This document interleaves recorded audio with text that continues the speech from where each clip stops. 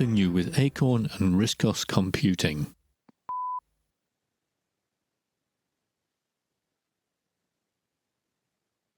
So everybody now should be able to see this. Is that correct? Yes. Good. Well, welcome everyone. My name is Paul Reuvers. I'm from a small company in the Netherlands called Example Technology, or XAT. You may have come across that. I wrote a couple of software titles like HID, which we currently use on RISC OS. But I'm here to talk about the past 42 years, and having seen and guessed your ages, I think you can well relate to that. It started for me all around 1982, I believe, where I made my first contact when I wrote for a local electronics store just after I did my military service. And in that electronics store, we sold a wide variety of computers. And in the first instance, that was Commodore, things like the PET and the VIC-20, Sinclair ZX80, the Atari computers, and last but by no means least, this little BC, the Acorn BBC-B, and I was immediately hooked to it. I thought at the time, I was 22 years old then, that all of the rest was rubbish. This was a good machine. It was nice. It was clean. It was very, very well built. And who could then guess that I would spend the rest of my life with that machine and its derivatives? A couple of years after I worked for that store, I went to work for a competitor, not in the same city, but close by. Did the same stuff, but also did IBM computers and Apple. Well, this was 1984, so those were the very first Apple Macintoshes. And then a year later, I was hired by IBM to become head of their maintenance department, or their service department in Amsterdam. Now, I worked at IBM for only 3 months. This was a really unfortunate decision to go and work there. Their computers were rubbish, and they sent me off to a training in Basingstoke in England. And when I got back after 2 months, the entire board of directors was fired, including the guy who hired me, and they put me on the management team at 25 years old. And I thought that was a very bad decision. I really wanted to touch soldering iron, which I was no longer allowed. So I decided to start working elsewhere as a video engineer. That was basically my basic education. So I started to work for a couple of video companies, and the biggest company I worked for was the Dutch Broadcasting Corporation. At that time, I think around 1986, we had the Acorn Master, would have the Acorn Master very soon, the BBC Master, and we used it for subtitling. So in the Netherlands, many of the TV programs are subtitled, as you might know. We also use it for video control, for interfacing jobs, and I did the control of an entire theme park in this country on a single BBC Master with a home-built interface. I also started using this computer for simple presentations. Now, the resolution was pretty low at the time, but I think we all thought that it was marvelous. So I started doing the first presentations, wrote up a couple of basic programs to do that. And then in 1987, I decided to quit all my jobs and become self-employed. So I started my own company. And in the first instance, I specialized myself in doing electronic presentations based on the BBC-B and the BBC Master. Now, that was all very limited, but it had graphics, it had text, and I still did a lot of video subtitling. And believe it or not, sometimes even in live broadcasts or live events. Of course, you need to have the text beforehand, but doing this live is a very daunting task.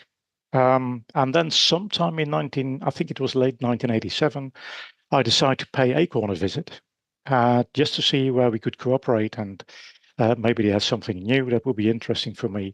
So completely unannounced, I reported myself to the desk in Cambridge at Newmarket Road. The upper circle here that you see, well, that wasn't the headquarters, they told me. I had to go to a different office at Fulbourn Road in Cambridge, where Acorn's head office was at the time. I think it was in the former Waterworks building. And I think the area still exists today. The building is ripped apart, but I think that's the location where ARM is based now.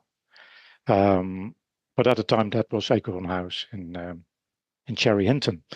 And when I reported there, I was brought in contact with a gentleman named Jonathan Thompson. He was head of Acorn International.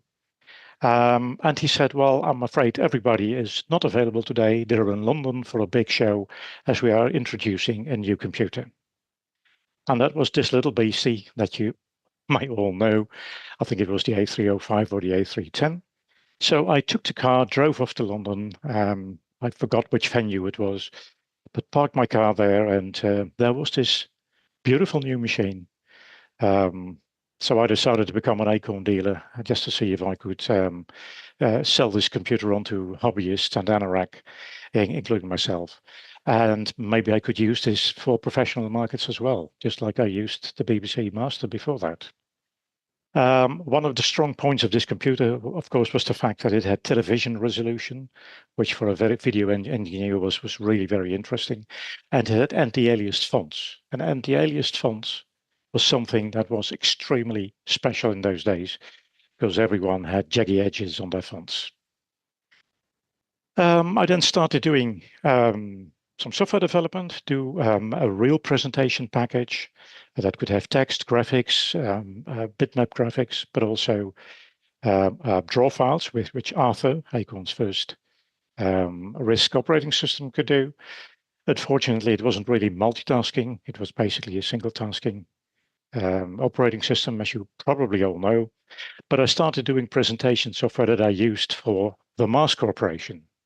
Mars Corporation of the candy bars. They produce all sorts of candy bars, Mars and everything else, but also dog food, cat food. They're one of the biggest corporations in the world for that. And they were looking for a new type of presentation. And until that time, they had always been using slides. And slides you have to prepare well in advance of your presentation. You can't make any last minute changes. So I, with my big mouth, I suggested to do it electronically so that even in the last second you can make changes to bar graphs and whatever. And they said, well, do you have that software? And I said, well, I'm developing it. Sorry about that. I'm developing it right now, but it will be ready in a couple of weeks' time. And they said, okay, do it. They gave me a budget to further develop that software and use it for them to do their year presentations. So I became an Acorn registered developer, and Presenter Story eventually became a professional package that was sold by Lindus. I don't know whether you know that company, but Lindus International was a big company at the time, headed by Jonathan Thompson, who a year earlier I had met at Acorn when he was the head of Acorn International. And at this particular point in time, I think Acorn gave up their international department and gave all the international sales to Jonathan Thompson. He therefore set up his company, Lindus, in Suffolk. They sold quite a few copies of that. In the Netherlands, we had the Hobby Computer Club, HCC, which was pretty big at the time. We're talking about 1987 now. And they had their annual days, an entire weekend, in the center of the country in Utrecht, where they attracted some 25,000 plus visitors on a single weekend. And I think 1987 was the first year that Acorn was present on that show. Now, it's probably all looks very primitive now if you see this picture. I had, by the way, great difficulty finding pictures of that era. I thought I had a couple, but I had to dig them out from all sorts of places, because in those days we didn't have any digital cameras. We had no mobile phones that had a built-in camera. So all the photographs that I have got are real photographs that I had scanned in for this event. The HCC days were big, and here you see me, the man with the black hair on the left, much younger than now. 27 years old, I was there, demonstrating Presenter Story, the presentation program, to the audience. As you can see probably on the photograph, it has its own windowing system because Arthur was not capable of doing any multitasking things. So I figured I had to do my own windows there. And here's one of the screens that we were using in live broadcasts, believe it or not. So this whole stuff was sold by Lindis. They made it into a beautiful package. And believe it or not, in one of my storerooms, I found copy number 1. It has faded a little bit, at least the package has, but the floppies are still in there. I doubt whether they are still readable, but it shows what could be done. It had bar graph, line graphs. You could put text in, you could have images in, draw files, anything that's presentable. And remember that this is a long time before even Windows existed, but a long time before PowerPoint existed.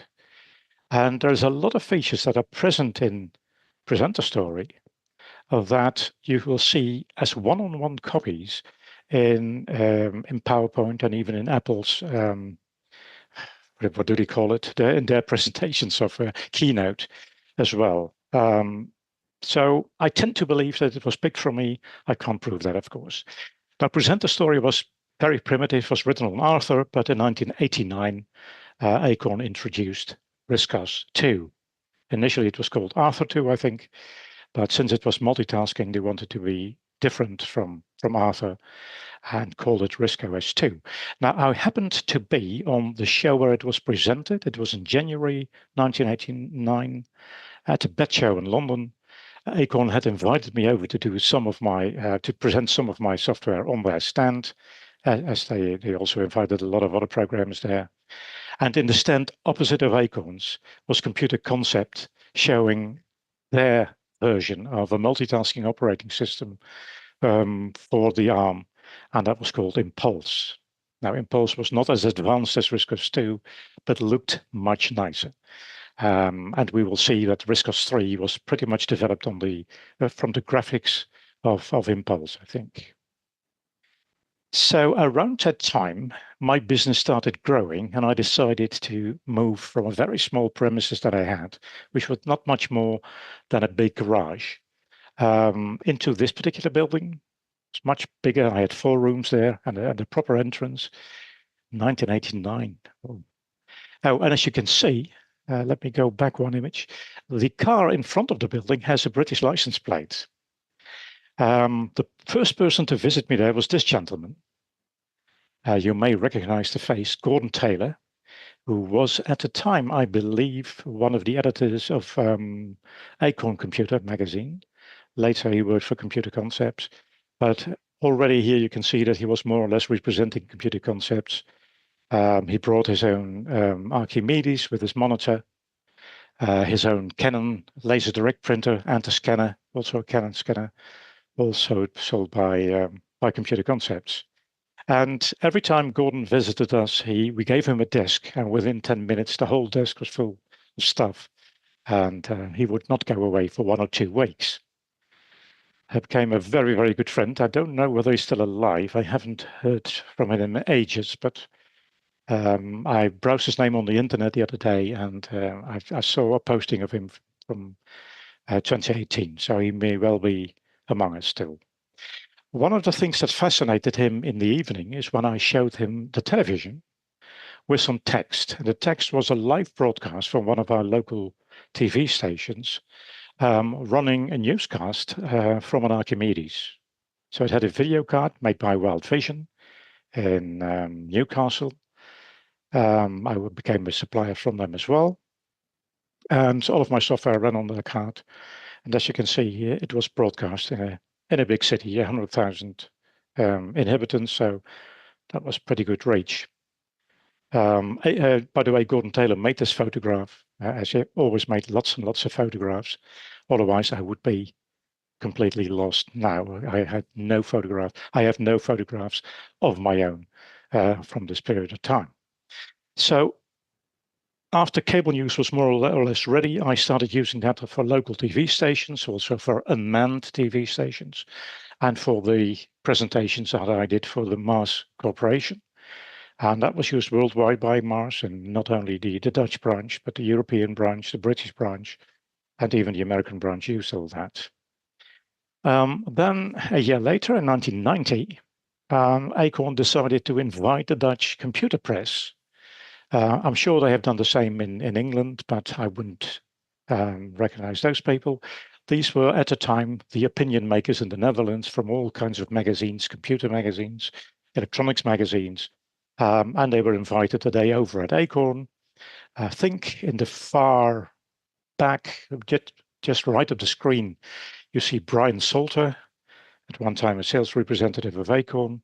And in front is Gordon Taylor again, and this time representing computer concepts for the press audience. And as always, he gave a brilliant introduction into the shortest learning curve ever, how to create a page, an impression, and print it. And he could explain that to you in 2 minutes, literally. Here from the other side, Gordon sitting behind the screen. Now, screens were not synced, so you only see half the screen. How different is that today? And at the time, we paid a visit to ARM, which in 1990 had just spun out of Acorn. And they were just outside of Cambridge at a place called the Wood Farm. They later moved back to Fulbourn Road, where Acorn used to be. But that was, I think, 1996 when Acorn moved to a new building just outside Cambridge. But at this time, they were in Wood Farm, and they explained to us their roadmap for the ARM processor. And at that time, I had absolutely no clue what a roadmap was. Well, of course, I knew what a roadmap for the road was, but not for processors. But apparently, they had a vision for the future on how to do the next generations of processors and how right they would be. Well, you see me here at Better Times, carrying a flight case into I think Unit 5 at Newmarket Road in Cambridge, one of the units at Acorn hired next to their main building there. And I did a talk that day, and I forgot what it was about, but no doubt it was about video and presentation software. But I did a talk there for most of the audience, and that impressed Acorn, apparently. So around that time, Acorn was about to introduce their A3000.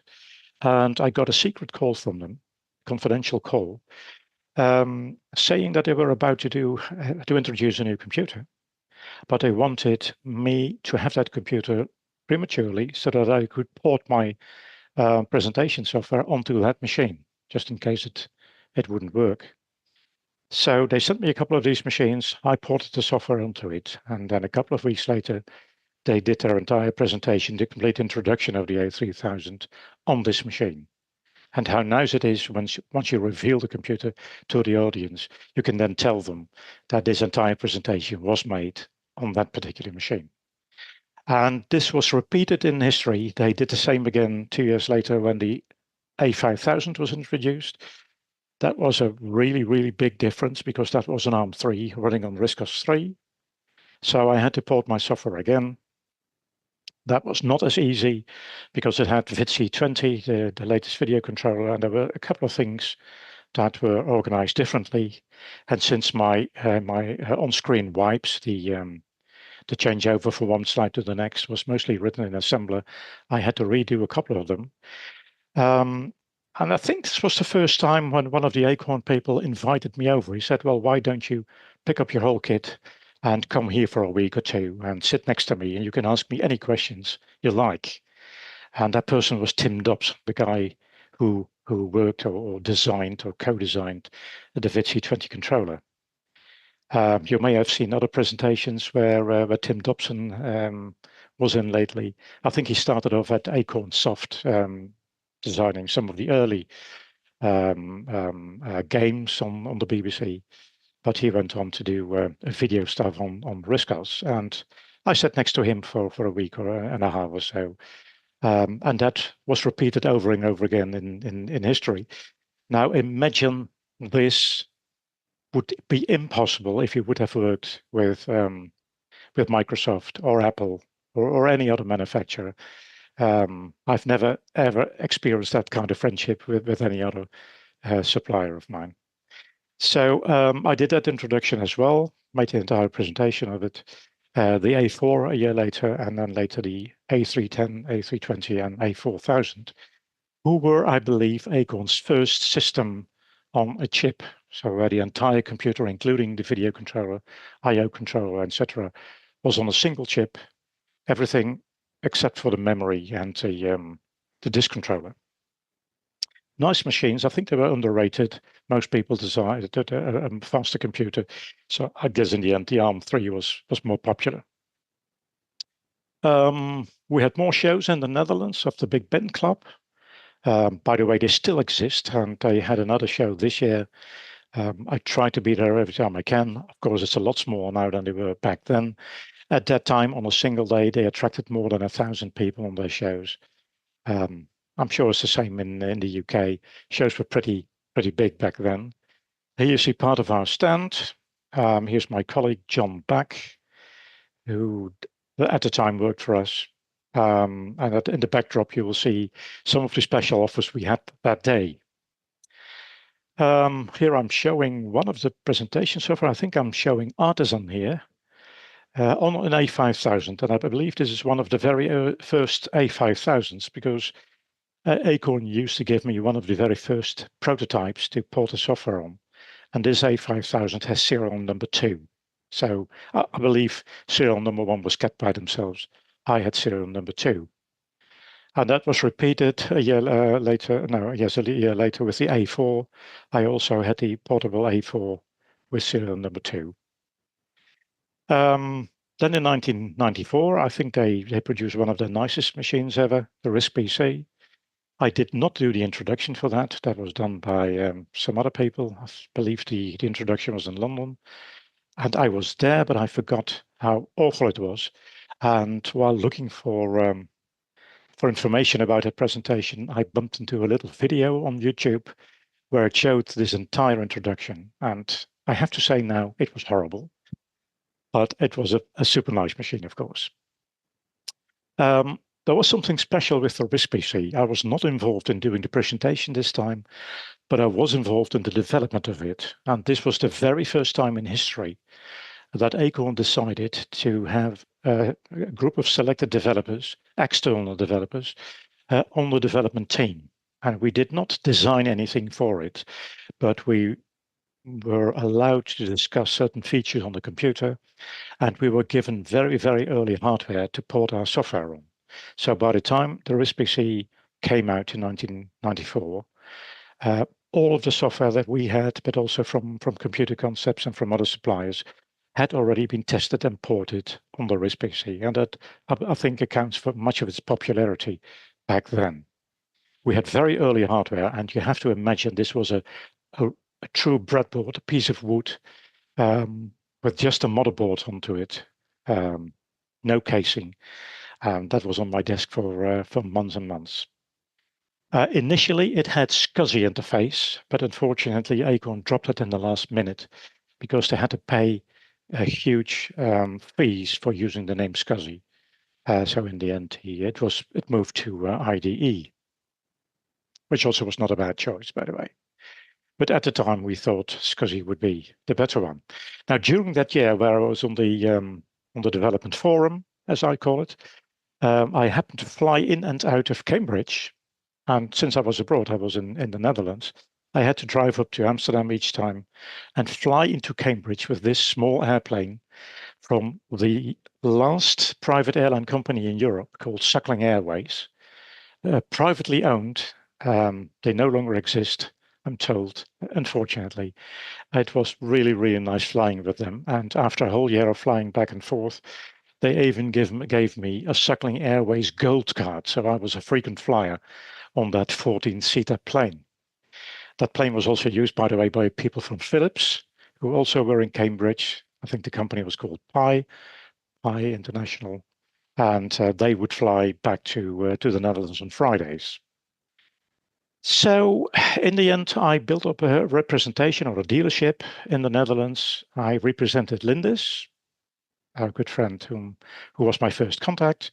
I also represented Wild Vision and sold their video cards, their Hawk digitizer, their Chromalogs, Genlock interfaces, the SCSI interface. I come to that in a minute, that SCSI interface. I represented ANT, Atomwide, SpaceTech, Photodesk, Millipede, later also did, very professional video cards, Watford Electronics, and Computer Concepts. I may have forgotten a few, but these are the ones that came to mind when I sat down last week to think about this. Now, Computer Concepts, this marvelous building, I'm sure you have all seen it. It's been featured, I think, in a couple of TV movies. And just before we started this presentation, we were talking about Little Britain. And even in 1 or 2 episodes of Little Britain, you can see this building. This was a marvelous building, and marvelous people working there. Charles Moore, the owner, and Kate Moore, his sister, they were really brilliant people.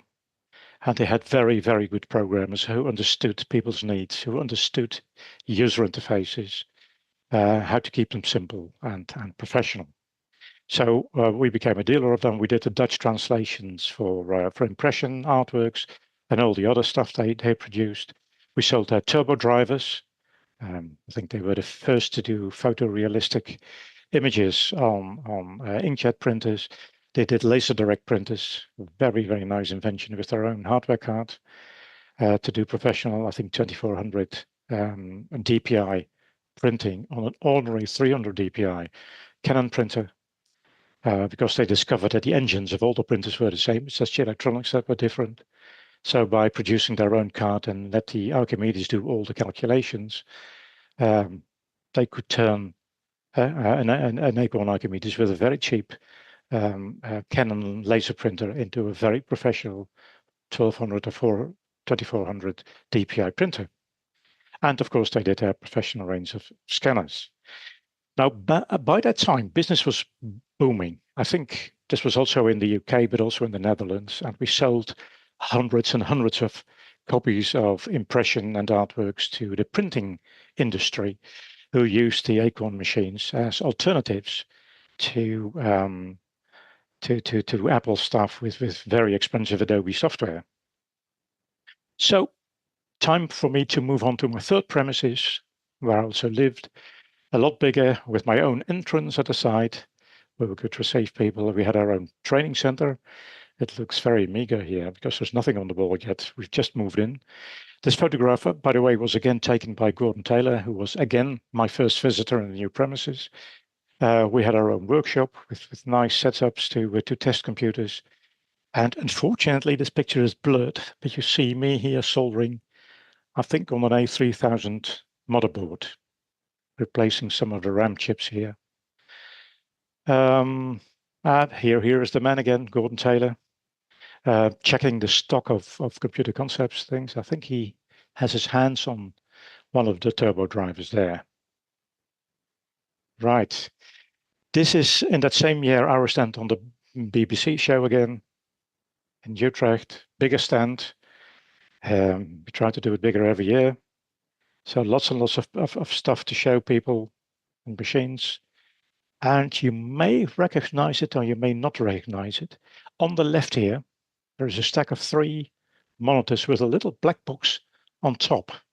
And that is the very first set-top box that Acorn produced, the set-top box 1, STB1, that was sold by Online Media, a department of Acorn specializing in set-top boxes. I had one of the prototypes of that machine. I don't think it's professionally sold.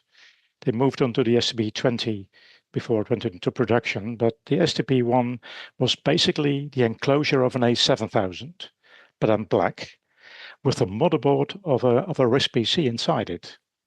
And believe it or not, the motherboard of a RISC PC fits inside the enclosure of an A7000. You have to cut a few things out at the back, but it fits. And did the first developments on that. Now, around that time, these were the activities my company was involved in. I did not only the subtitling, but also sports timing on TV, since I was able to produce a stable and professional video signal. The national TV wanted me to do the timing on some national sports programs like swimming contests. I also worked for a couple of years on Car Pilot. Car Pilot was one of the very first car navigation systems that never was peak, but it was a nice exercise to work on it. I did cable news, my presentation software that I mentioned earlier. And we decided to split the package in two, use cable news as a presentation package and cable news professional for the broadcast industry. So it had lots of extra features that somebody presenting would not need. I produced another video related thing called QMaster, and QMaster is a teleprompter. I'll show you that in a second. And I worked for a couple of years on Medics, and Medics was a database for doctors, for GPs, general practitioners, all based on RISC OS. I will show part of that in a second. For Medics, I developed a database engine called Pollux. So I will go quickly past all of these, just show you a couple of images that I found in one of the old shoe boxes here. Here you see a complete setup that I used for the Broadcasting Corporation. At the left is my RISC PC with all kinds of professional video cards in there. And at the far right, I think there is a monitor where I can see the image from the swimmer with the titles superimposed over it. So all that was done for many years on a RISC PC. Then in 1995, I produced a teleprompter, or AutoCue it is sometimes called, which was based on an A7000 in a flight case. It was hang up in shock mounts, rubber shock mounts, so that the hard disk would not be damaged when the thing was used inside a vehicle. And I used an AKF50 monitor on it. You may remember that. Acorn used to have an AKF50 and an AKF60 monitor. By this time, they had moved on to the AKF60, which was a 60 Hertz monitor. Now, for television, you would need 50 Hertz. So I went to Microvitek, who produced the monitors for Acorn, and had the AKF50 produced for ourselves directly. This time, not in the cream color, but in the gray color that matched the A7000. We used our own in-house developed module, and this whole thing was designed to the specifications of the Broadcasting Corporation. And believe me, they were tough. They had very, very strict rules and regulations. I think the BBC will not be any different. They were very harsh, but we had a good relationship, and they used this for many years in all of their studios in the Netherlands, and that was quite something. I lived from it for a couple of years at least. This was a niche market, of course. Right. Could also run on a RISC PC. This is very first installation I did, I think, in Studio One in Hilversum. They had a sub-studio, which was extremely small, Studio 1A. Here you see the news presenter. You see how these studios work these days. They're pretty small, but the backdrop is made such that you think it is an extremely large space. In the front, you will see two RISC PCs. Here you have a better image. One is my development system, and the other one is the one that we had delivered to him. But this was the day that we first used this in a live broadcast. So we had a backup system standing next to it just in case it would crash. But it didn't crash, fortunately, and it never crashed during the 10 years that they used all this stuff. Right, here you see it in one of their bigger studios, Studio 24. They recorded many TV programs for the German RTL TV programs. Apparently, because they were cheaper to make in the Netherlands, they worked a bit faster than the Germans. But here you also see how far away this camera is from the presenter sometimes. So the point where I'm standing with the camera is the point where normally the presenter would be. And at the center of the screen, you see the image. And here you read the text. And this is how it works. It's a one-way a one-way mirror. The camera is behind the mirror. And so this way you guarantee that the presenter looks straight into the camera and can still read the text. So the camera itself looks through the text or through the mirror. And the actual monitor is lying on its back in front of it. Most people in this country call it an AutoCue, but AutoCue is a brand name, I think from a British name. It's officially called a teleprompter, but not many people know it by that name. This is backstage, not as beautiful as center stage, of course. And here at the right, you see the whole setup. Again, the flight case, the monitor, and at the right, the preview monitor with the actual program on. So for more than 10 years, that ran in every TV studio in this country. I briefly mentioned CarPilot, a project that we did. It's one of the first car navigation systems. It is indeed, I think, the very first one in this country. Well, actually, Philips was working on their car-in system, car-in navigation system at the time, but it wasn't released. And I was hired by Philips to do something on it. And it was so appallingly bad that I decided to start up another company with a couple of colleagues and do our own car navigation system. Well, that was very ambitious and the market wasn't ready for that, but that's what we did. At the right, you see an image of, I think it is a Mercedes 190 with a real system, a prototype of this system on the dashboard.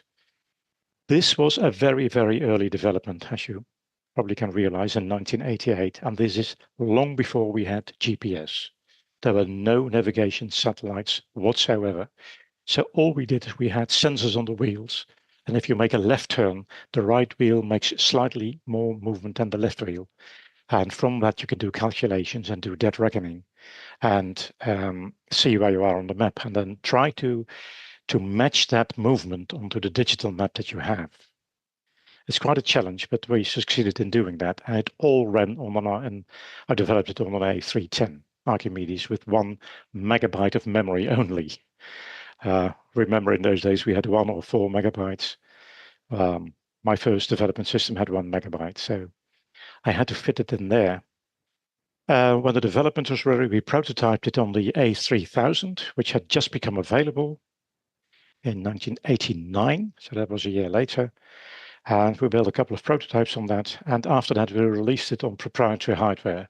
So that was a board that was built with the ARM processor directly onto that board.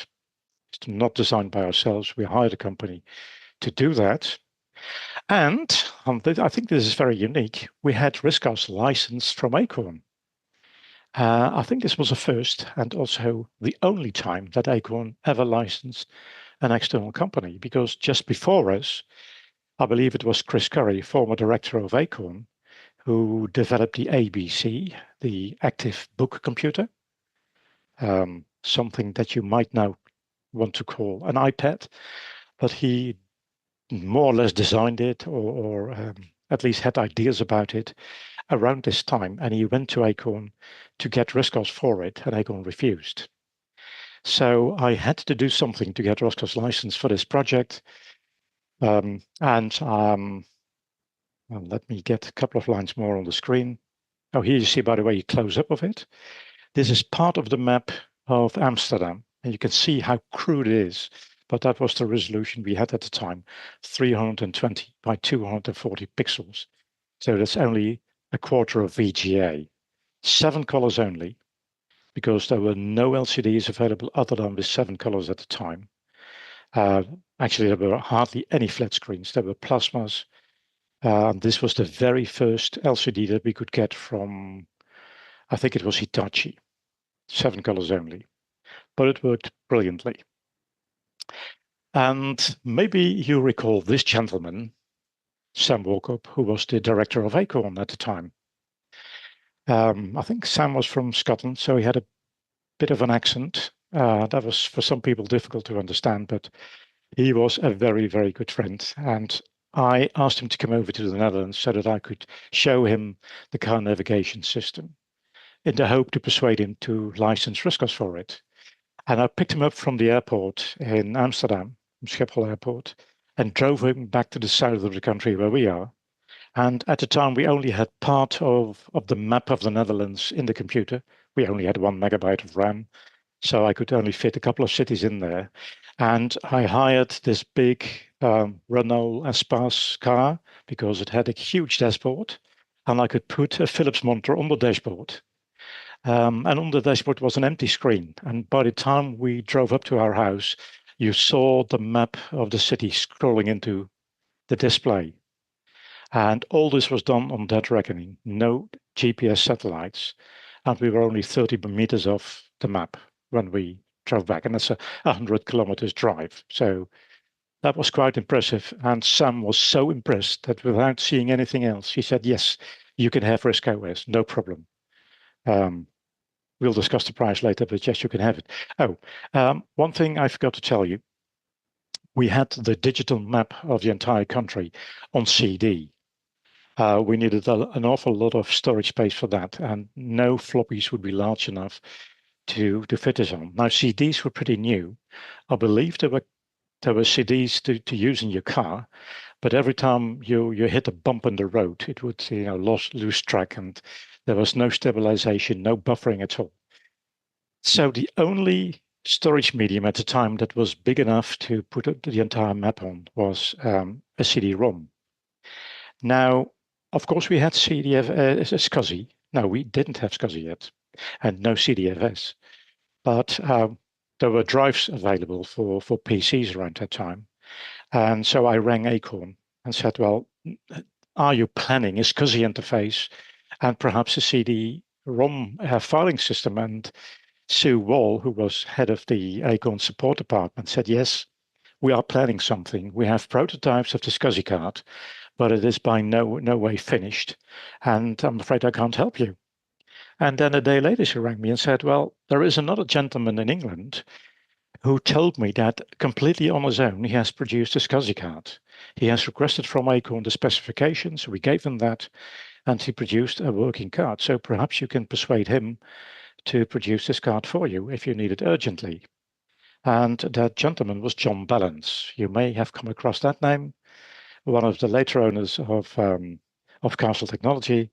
At the time, John worked for BT, British Telecom in Ipswich. And so I rang him at work, and John said, I have no time to talk now. I'm at work, but call me at home tonight.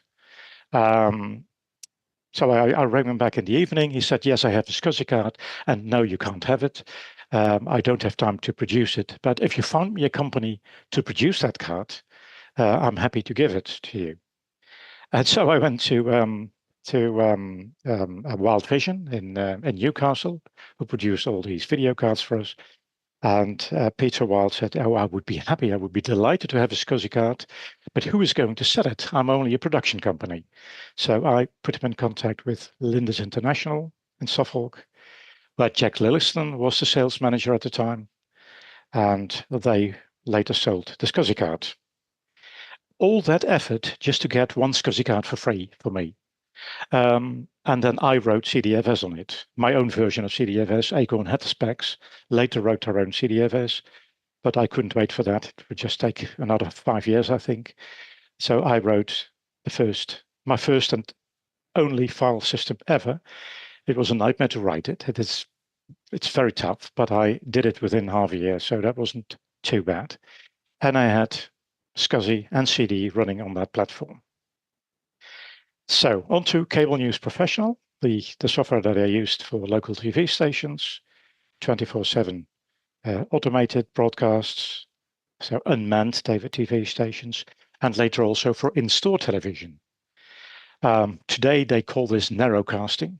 It's just a new word for the same old thing, but it's new and younger people, and you're all pretty much my age, and you will have come across this phenomenon where a new generation of people invents new words to show you how old you have become, but they do exactly the same, just with different expressions. At that time, this was the hardware we used for all of that cable news stuff: RISC PC A7000 and online media set-top boxes. STB1 prototype, I've shown you that before, but also the STB20, which was the one that was sold. And this is an example of multiple RISC PCs running in a travel agency in the UK. This is one of the very few photographs I made myself. This is in the city of Ilkeston, and I believe the company was called Ilkeston Travel. And they had lots and lots of video monitors with last-minute bookings and special offers. And this all came from RISC PCs. Now, to have a RISC PC behind every screen would be a bit expensive. So Peter Wild of Wild Vision developed us a multi-screen card that gave 3 completely independent video outputs from a single RISC PC. So on that wall, you see in the middle there, you see 12 screens, and they're running from 4 RISC PCs.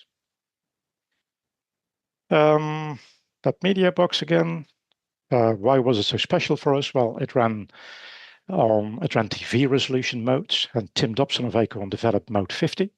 And mode 50 was a full resolution television mode with interlacing. This was 768 by 576 pixels. And then interlacing, which means you have even and odd television lines interleaving. And on the fly, your computer has to switch between the 2 frames 50 times a second, I think, for which Tim wrote a special module.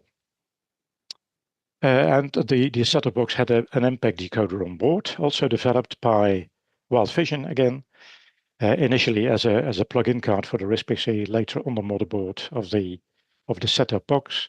We ported our software on it, and Acorn did the drivers for MPEG, and this was a really, really nice solution. Here, just a grip of my customers back then. I had many more, but they were smaller. But imagine all the ING banks in the Netherlands, and that's more than 200 locations, all running live video from one of our set-top boxes.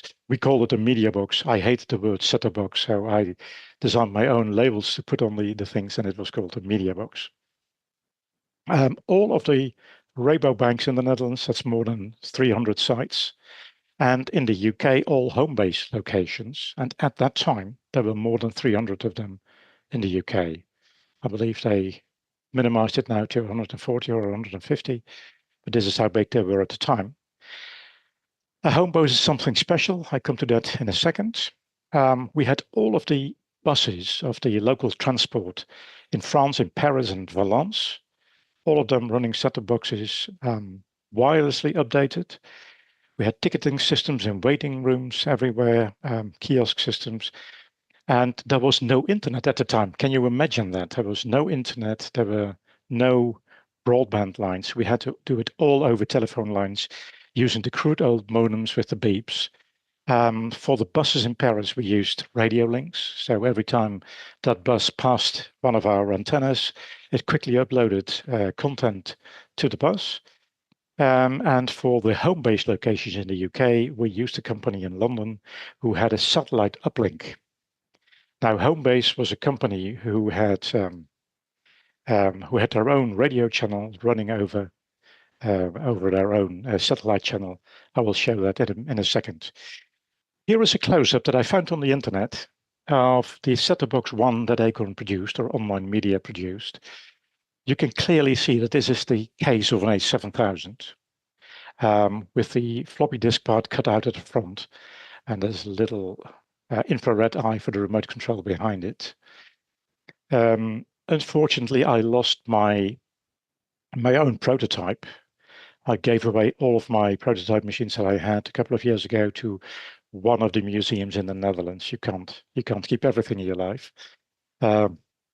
But sometimes I hate that I did that, because it would be very nice from time to time to look at this stuff again.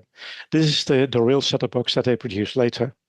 Very nice little thing, and very powerful. And this is the set-top box 2, or yeah, I think the STB22. Beautiful thing, not only with a remote control, also with an optional infrared keyboard. It did exactly the same, but it ran on MPEG 2, so it had much better video. All of that ran our software as well. And this was my development desk at the time. At the far right, you see a monitor with a couple of devices on top, and that is the downlink from MBS in London. And those are the devices that were installed at all the Homebase installations in the UK, throughout the UK. Homebase used their own music channel, which was run from London. So they had Homebase radio in every store when you were walking around. And that was an MPEG 2 narrowband audio line. And during the night, we transformed that audio line into a data line to upload content from the RISC PC to all the Homebase installations in the country. Now, I thought this photograph of my desk was interesting, so I tried to figure out what was lying around there. At the top right, you see the content authoring system, which was on test here. Below that, my own development system. Left of my monitor, you see the crude old modem. I think at that time we were running at, I forgot, 56K or something. My A4 laptop in the front, and also my desk is the Cyan, the small one that Acorn in the end gave away with every RISC PC sold. But we used all of that, so I tested it from my RISC PC with the modem to London, on the uplink there to the satellite, and from the satellite down to all the home base locations.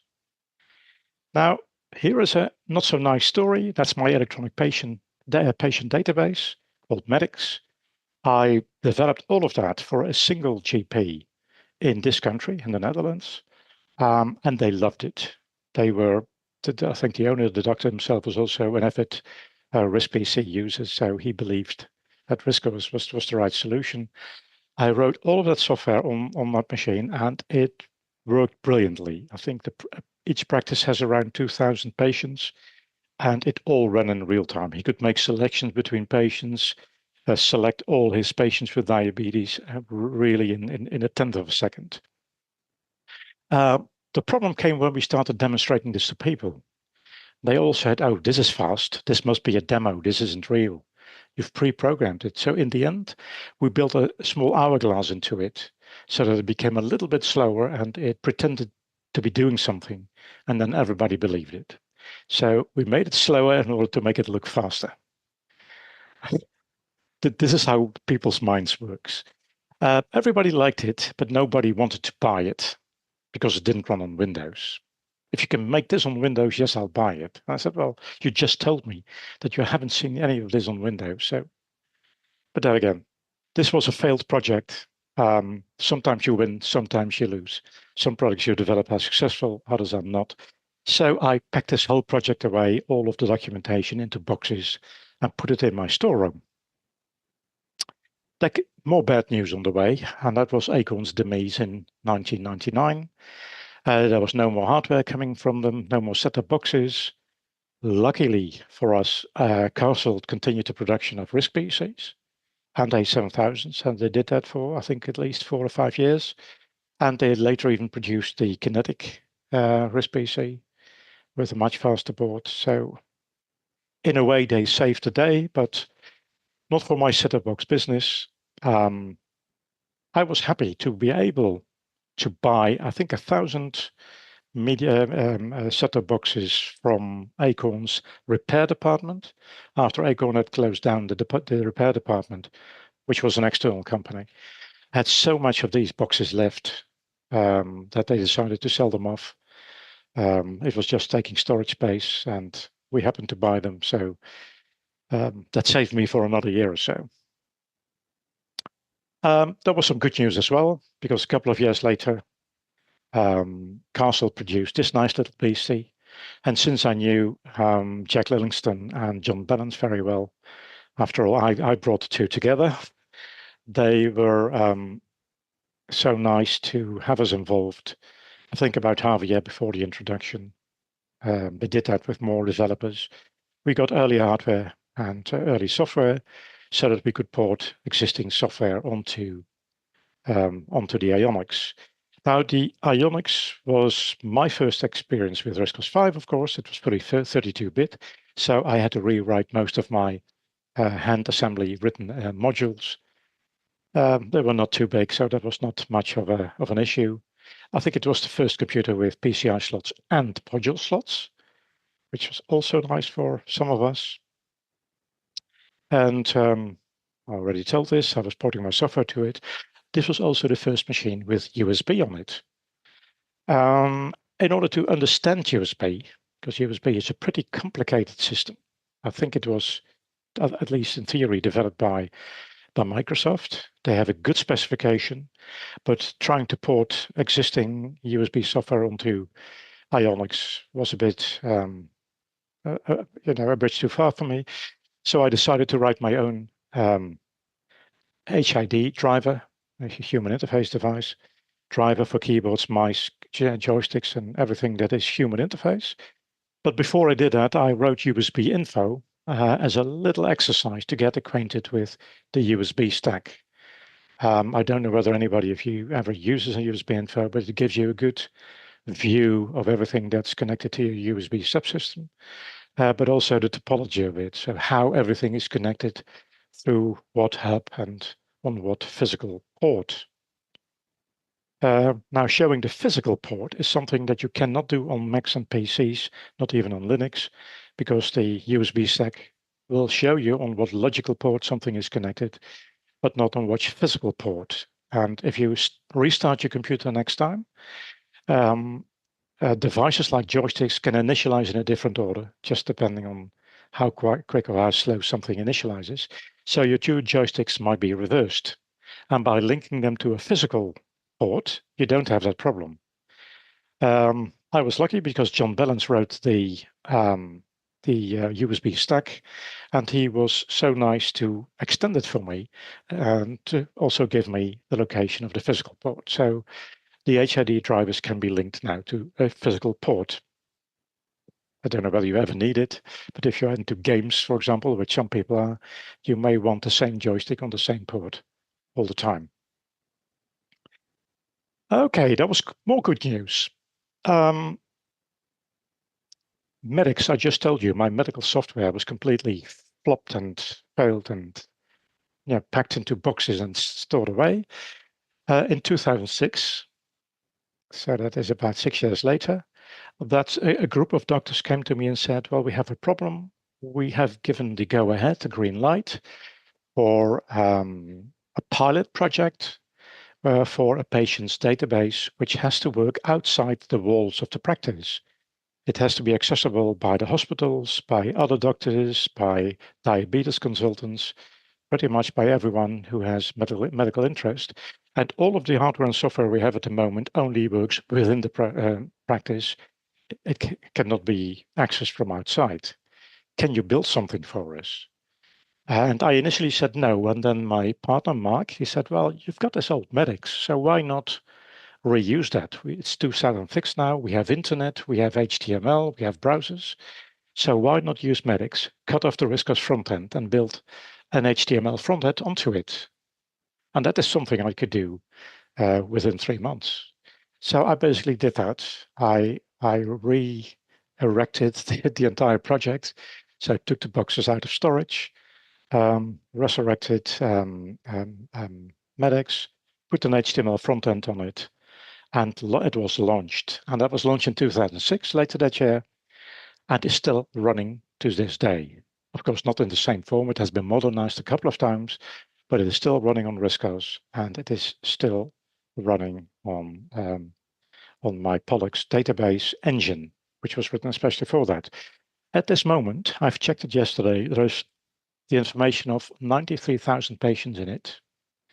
That includes 1.6 million forms that have been filled out and 10 million items of measurements of each patient. So that is your blood pressure, your cholesterol, everything. And everything is accessible in real time. So everything is kept resident in memory. Nothing has to be kept from disk. It is extremely fast. And the database engine is highly optimized for the searches that they do, all written in hand-coded RISC OS assembly code. It is no longer running on an Ionix now. Initially, we had 6 Ionixes running for 6 different customers. With Medics here, I'm talking of a single customer with 93,000 patients. But right now, this is running on this little beastie, an IMX6, one board, doing these 93,000 patients in real time. And we have 2,000 users online at every moment of the day. It has a 4-core processor, but we're unfortunately only using a single core because we have no way of accessing the other 3 cores. Well, you can access them, but not use them from software right now. So this has been the situation since 2018 when John Bellens ported RISC OS onto the IMX6. Now, the reason for using the IMX6 is that at the time, this was the fastest platform. It no longer is. There are faster ones now. But another reason is that it has its own SATA interface. It has a real hard disk interface, which for a professional solution is a must-have. You cannot run hard disks over USB, not in a professional solution. You may be able to do that at home, but for running patients on it real time with 2,000 users, I would be very, very scared if I had to run that over USB. It's extremely reliable. Now, there is this spin-off of Medix. I already told you we have this module called Pollux. That's basically the database engine. There's a separate Pollux HTML server built onto it. That is not a module, that is an application, but the two are well interfaced with each other. So Medix is entirely based on these two products. And over time, we have decided to use the same engine for different products. For example, Race Control, which is a racetrack management piece of software that runs in the UK on many racetracks. The application is not built, sorry, the application is built by me. I thought it wasn't, but it is. The next application, Rio, is for a group of doctors in the UK. That's built by John Balance. It's a medical database, similar to Medix, but different. John Balance wrote the application built on the same Pollux database engine. There's Genesis in the UK, a proprietary company database. My colleague Mark, who is not here right now, but that's his desk. He's sitting over there normally. He does hardware design, PCB design, and he has a lot and lots of thousands and thousands of components. He uses Parts, which is an electronic database with, stock control, ordering control, everything built into it, all running on the same engine. And I and him and he as well use Objects, which is a museum database. Again, the same engine, but used for museums. Here's a small screenshot, and I'm sure you won't be able to read that. It will be too small on your screens. This is just a screenshot from Objects. Here you see a famous Enigma machine in a database, a museum database with description of it, all the properties. And you can quickly search through this database on every keyword that you can think of. And it is lightning fast. It does instant searches, no hourglasses. It has an HTML front end, so I can access it from anywhere in the world. All running on RISC OS. And here's a screenshot of Parts, the product that Mark uses with all his parts. There's previews of images. There's everything you need is basically in here, all the information of the component, the data sheets, the ordering information, supplier lists, whatever. What else have I done lately to make a living? You can't make a living on RISC OS alone, unfortunately, these days. We could back then, but can no longer do that today. So for the past 20 years, I've also been involved and have specialized myself in developing embedded software. Now, I'm officially trained as an electronics engineer, and so is Mark, my partner. But we found out that he is better in designing hardware and I'm better in designing software. So the combination of the two works pretty well. And we have together developed a couple of systems. And this is only a group of them, a few of the highlights. One of them is WeDid, an intelligent weed control system. It is a system that consisting of sensors that can find weed on the soil. So it's for agricultural applications, but it can do this as a speed of 25 kilometers an hour with an accuracy of 1 millimeter. This is on tractors that are 38 meters wide, so that is very, very wide. Most of them are not running in this country simply because the fields are too small here. But this has been successfully sold into Canada, South America, Australia, New Zealand, big countries like that.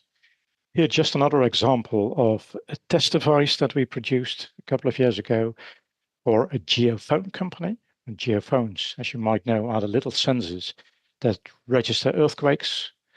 They are also used in the oil exploration industry to find oil fields, because you can have a controlled explosion and then pick up with all your geophones all the vibrations, and then with computers and mathematics software, merge that into a 3D map of the soil. Now, in order to test these geophones, they required a large laboratory to test them every now and then. And we compress that laboratory more or less into this handheld device that can do that in the field with an accuracy of 0.1%. Self-calibration, it can work on the North Pole at -20, and also in the Sahara at +60. You may recognize the typeface, which I nicked from the BBC or Archimedes, whatever. It's basically Acorn's basic system font. Since this little beastie has only got 8 megabytes of RAM and 32 megabytes of storage space. Sorry, kilobytes. It's 8 kilobytes of RAM and 32 kilobytes of ROM.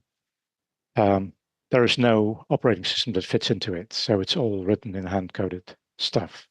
Written in C, by the way, not in assembly code, but it is running from an ARM processor.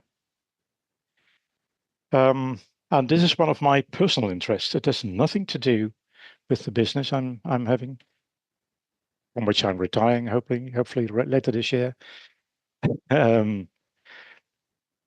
This is one of my biggest hobbies, one that I do together with Mark.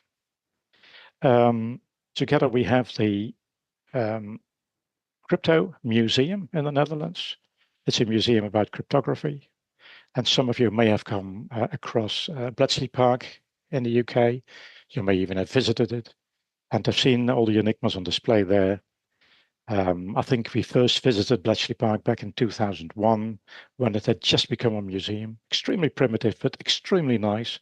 And we immediately got infested with the virus, the crypto virus, and got into collecting these machines. And now we have a collection which is probably even bigger than Bletchley Park's is.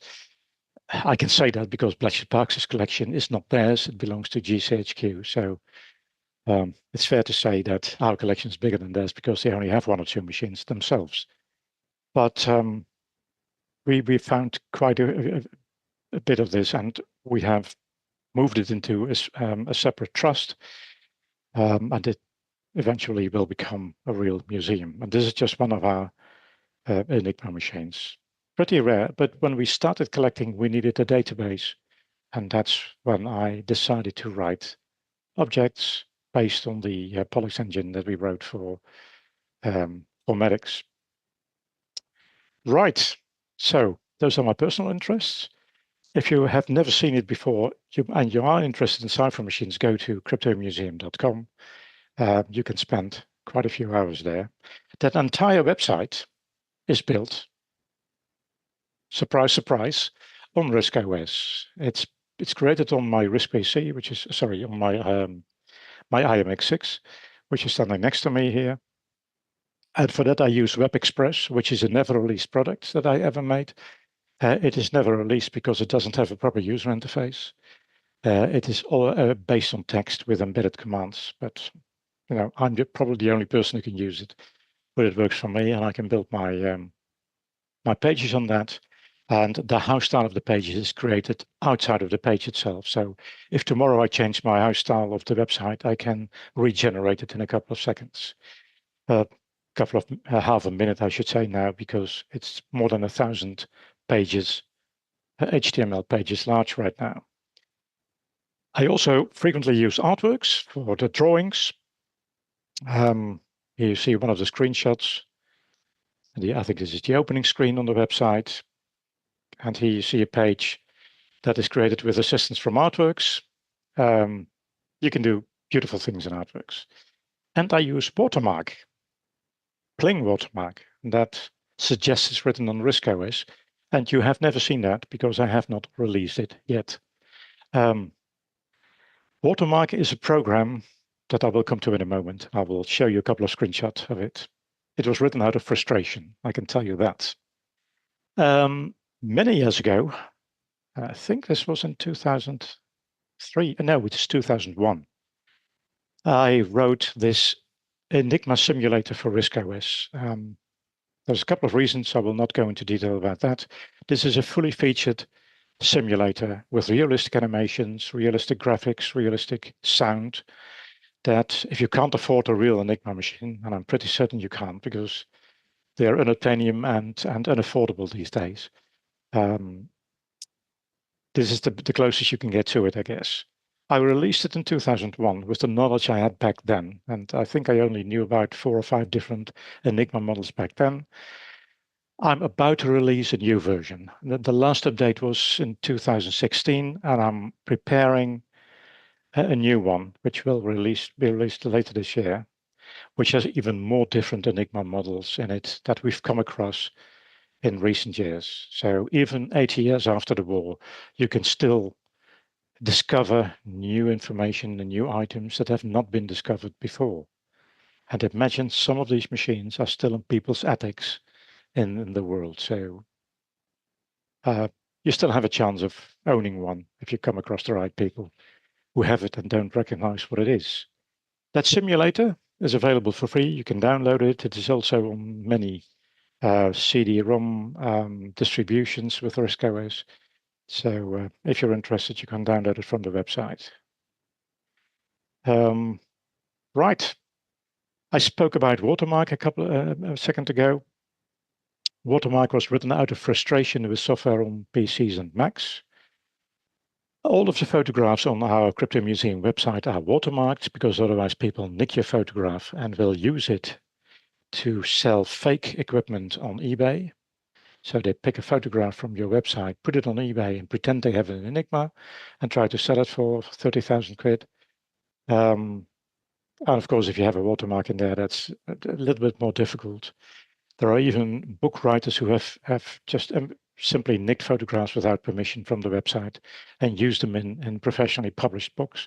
So I then decided to watermark every image. And to do that, you need a nice image and a nice piece of software to make it transparent and put it on top of your image without degrading the quality of that image. And there was a nice piece of software called iWatermark running on the Apple. On Mac OS, it was a brilliant piece of software, had a very nice user interface and even a batch-wise processing support.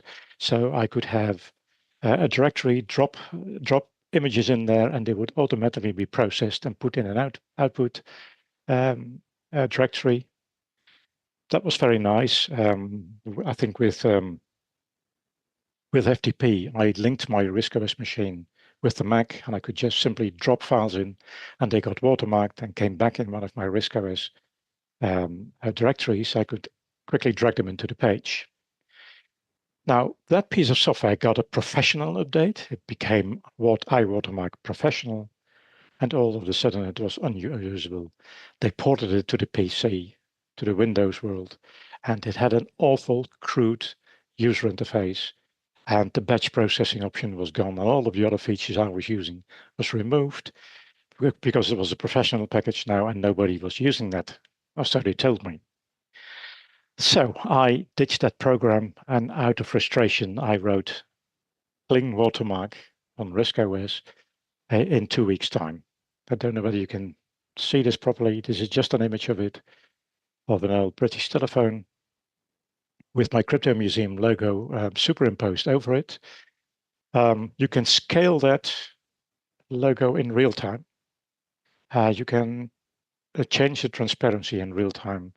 You can drag it across. You can multiply it, have it as a wallpaper through your image. You can do lots and lots of things with it, and you can have presets or profiles set up for different jobs that you do for different people. I also have photographs on our website that are made by other people. So obviously they can't carry the Crypto Museum watermark. They have to have somebody else's logo in there. And you can do all that with the software. So perhaps somebody is interested in it and using it. If you are interested in creating websites, you might like it. It's a more or less finished product. There's a couple of things I want to iron out. One of which is the memory management, which is all done in memory now. And that can be slow on certain hardware. It is fast on IMX, but not on all hardware. So I have to fix that before I release it, but that should be done somewhere later this year.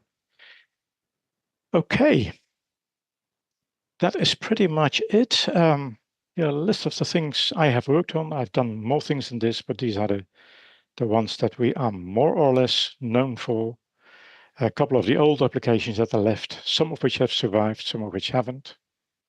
All of the video stuff has gone since there is no more video available these days. The TV has moved on to HD, onto high resolution, wide screens. So old hardware and software is no longer usable for that. So if I'm ever going to do presentations again, I will have to rewrite all of that and probably rewrite it from scratch. The modules that I'm still maintaining, USB info, the USB hit drivers. There's an XML module that most people will not have seen, but is available for people to use. AltKeys, very old piece of software to enter accented characters easily on RISC OS. There's configs that some software uses for configurations. All of my software uses it, but there's other software as well. And the column at the right shows you the software that we are actively working on, most of which is free. Now, why is it free and why do I not charge for that? Well, simply because I am about to retire and I have earned all of my money with RISC OS. So why not do something back for the community? It has paid for my living. I have a nice house.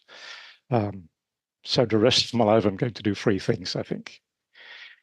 This is also one of the reasons that my partner Mike and I decided to be co-owners of RISC OS. When it became available, we bought a quarter of RISC OS. So we are a quarter owner of ROCC, and with the sole reason to have it open sourced. So if we want to let RISC OS survive the future, we felt it had to be open source. It had to be available to everyone. Okay, and that in a nutshell is my 42 years of Acorn and RISC OS. So that pretty much gives away my age. I was 22 when this all started, and last week I became 64. 2 to the power of 6. Thank you so much for your attention. If there are any questions, I'd be happy to try and answer them. Yeah, thanks, Paul. Would you like to unshare your screen? Yep, I will. And also, you might just like to check out the chat because there's 1 or 2 questions there which you may or may not have answered during the talk itself. Okay, yes, I haven't seen any pop-ups, of course. Okay, let's see how this has to be unshared. Right, there we go.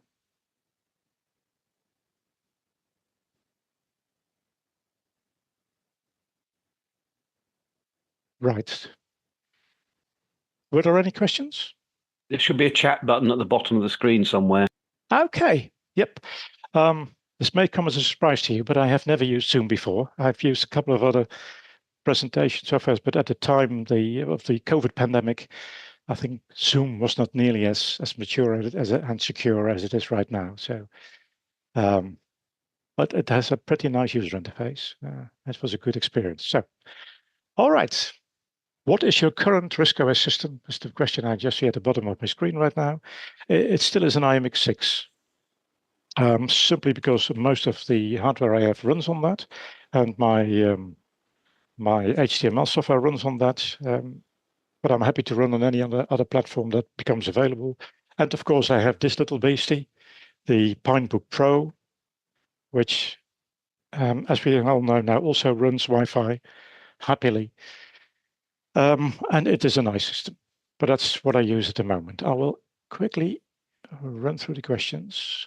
Was there ever a Presenter 2? I recall having a version from Lingenuity. No, there wasn't. There was some confusion about the names. Initially, I wanted to call my presentation software Presenter, but unfortunately, there was someone who did not a presentation package, but a package that could do graphs, bar charts, line charts, pie charts, and he called that Presenter.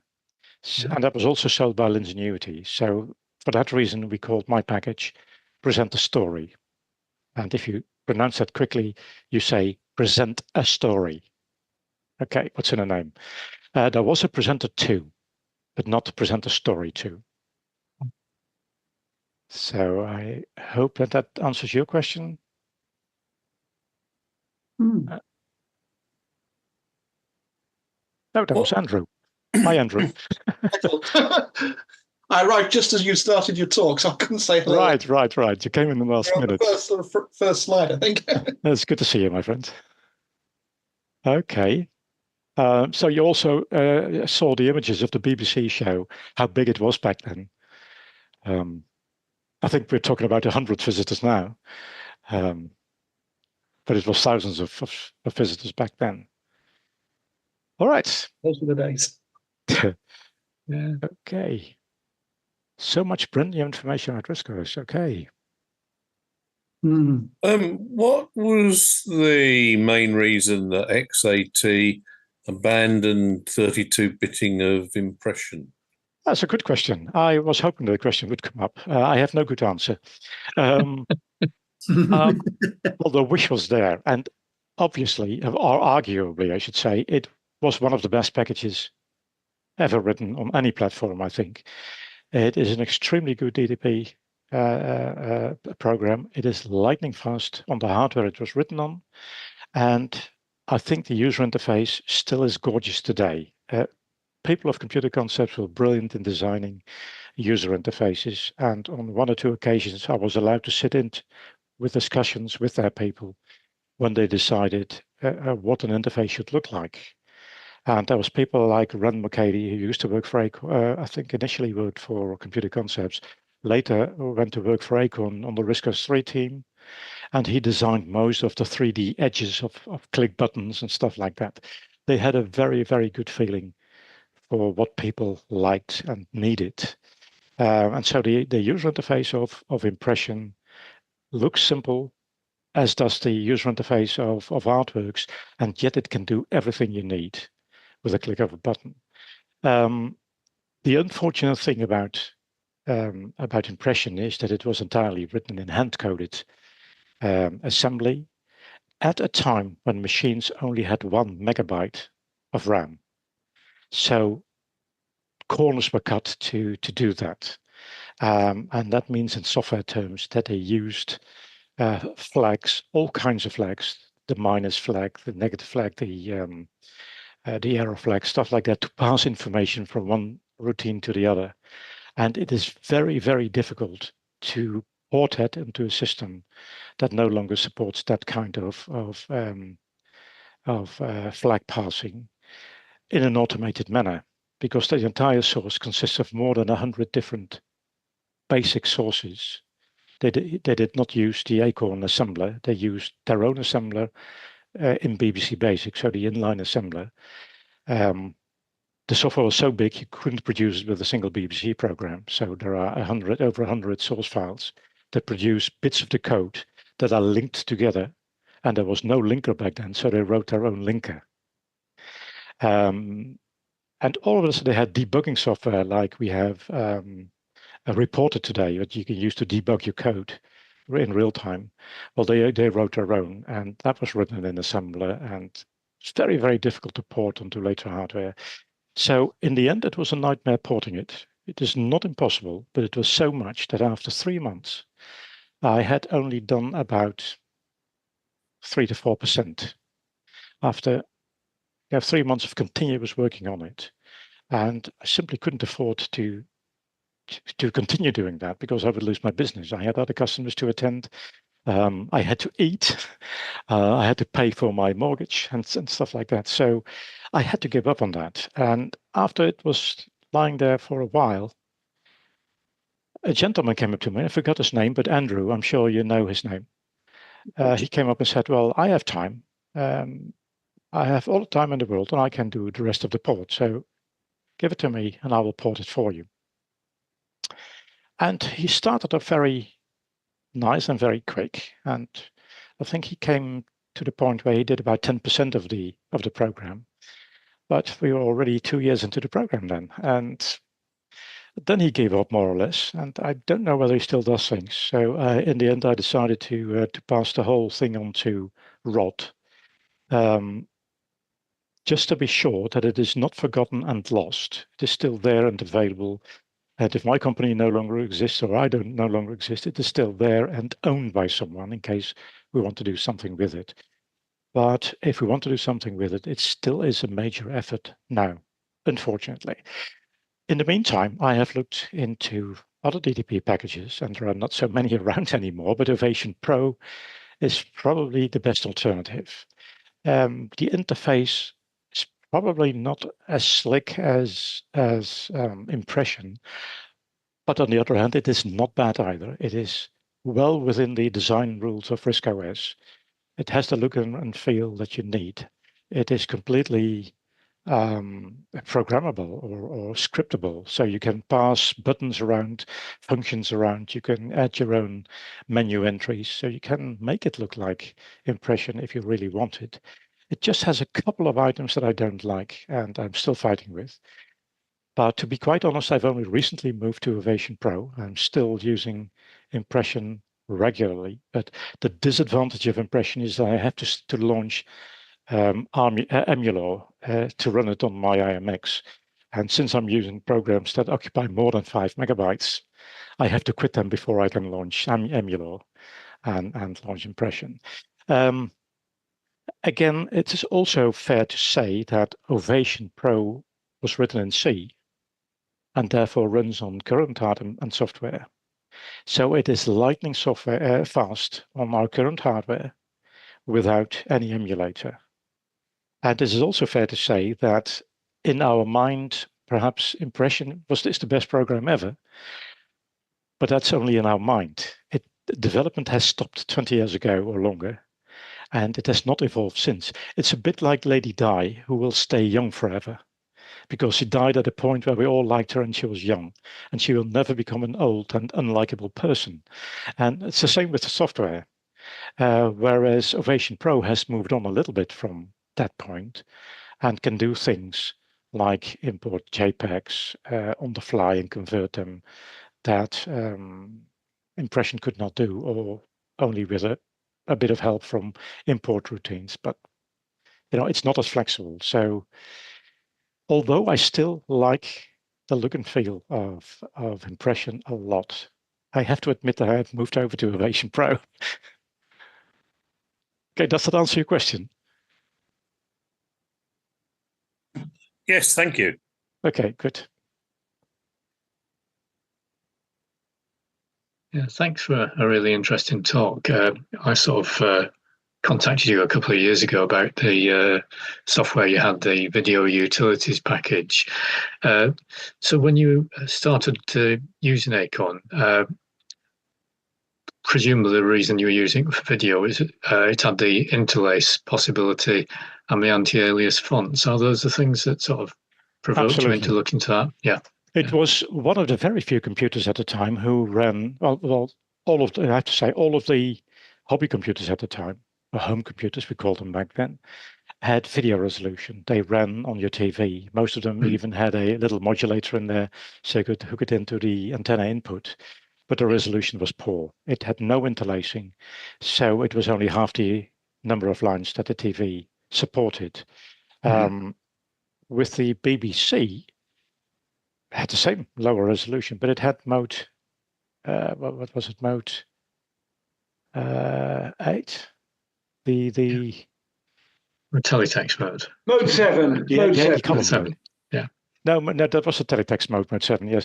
No, I mean the mode that had the 80 column. Oh, right, yeah. Yeah. That had a proper resolution horizontally, not vertically, but horizontal, much better than what everybody else was doing. And the signal from the BBC B was way more stable than from any other home computer. So if you took away the modulator that was in there to convert it into a TV signal, and put a BNC connector in, and botch together a little buffer transistor there, little buffer circuit, you had a very nice and stable video output. And then later with the RISC PC that could do, in theory, interlaced graphics. VIC-20 was capable of doing that. Just the OS did not know it. You had to split the entire screen into two halves, which were stored elsewhere, and switch between the two images on the fly 50 times a second. And that's where I got the help from Tim Dobson, who invented the little beast. And we got that working. Yeah, I mean, the thing that surprised me, I sort of knew about it a bit, about the cable news and the fact that it had quite a big user base in Holland. It's something that never really went into the UK. We never really had cable TV as such. In the TV world, it's a difficult world to get into. And in the UK, I think there was a huge company back then, Quantel, who did all the graphics on TV, and they were very, very expensive. But the BBC is owned by the government, so they at the time they had an unlimited budget. No longer today, but at the time that budget was virtually unlimited. And I've been to numerous TV shows, TV conferences in the UK, where Quantel presented their equipment. But a simple character generator, just to have a title on the screen, the price was about $1 million for a single character generator. Yeah, and it was huge. I mean, they were demonstrating it in where were these big shows at the time in the south of the country. Sorry, probably in Olympia. Brighton. Brighton, and later in Montreux in Switzerland. Quantel was demonstrating their stuff on the stand. They had a monitor and the keyboard, and then a very, very thick cable run to a big lorry that was parked outside with all the equipment in it. So. And there we came with our BBC Master. It was revolutionary at the time. Yeah, many years ago, our club actually arranged a visit to.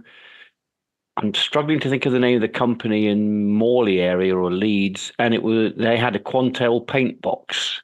Oh, that was marvelous! With an 80 megabyte hard drive. Wow. Well, the price of that beast was £4 million. Yeah, but we were absolutely stunned by its capabilities, which is something you could probably do on the average iPad now. Yes. Was that Creative Consortium by any chance? Creative Consortium, that was it. Arranged I remember by it. The late and inimitable, irreplaceable Mike Wilson. Yeah. Of course, yeah. We were absolutely in total awe, weren't we? Well, the Dutch Broadcasting Corporation at one point had a Quantel paint box, but they had to lease it from Quantel. So it had to be shared between broadcasters. Oh, man, that was horrible, but yeah. Yes. I mean, the hard drive is about the size of a motorcycle wheel. Well, yes. Well, think about hard drives. They've become bigger. Well, not physically. Physically, they've become smaller, but the storage space has become bigger, and they've become more reliable than they were back then. Yeah. I told you earlier that I worked briefly at IBM for just 3 months. And I got so fed up with it, we had to lie to customers all day. This was the days of the 20 megabyte hard disks, I think. Yeah. And they all broke down, all of them. And we were instructed to tell the customer that he was the only one whose hard disk had broken down. But I had a truckload full of broken hard disks in my car. It was horrible. Yes. Not uncommon even today, I think, that sort of attitude. I think it is. Deny. No names mentioned. Post office. Oops, sorry. Yeah. Oops. Yes. Well, yeah. Yes. I was just looking at the set-top box things that you were using. I think they were sold as internet TV, or were they different boxes? They look the same from the outside. I think Acorn developed the thing. And the whole idea of the set-top box came from Mode 50, and Mode 50 is the interlace mode that Tim Dobson did basically for me for my TV stuff, and then he showed it to somebody at Acorn and said, "Oh, holy moly, we can use this for the Cambridge trial," and they had just been asked to join the Cambridge trial with I think interactive TV or something like that. Right. And the resolution was just not good enough at the time. So with Mode 50, they could do that. That's how online media came together. Online media was I think a sales division of Acorn initially, or a development division, but they were within the Acorn premises.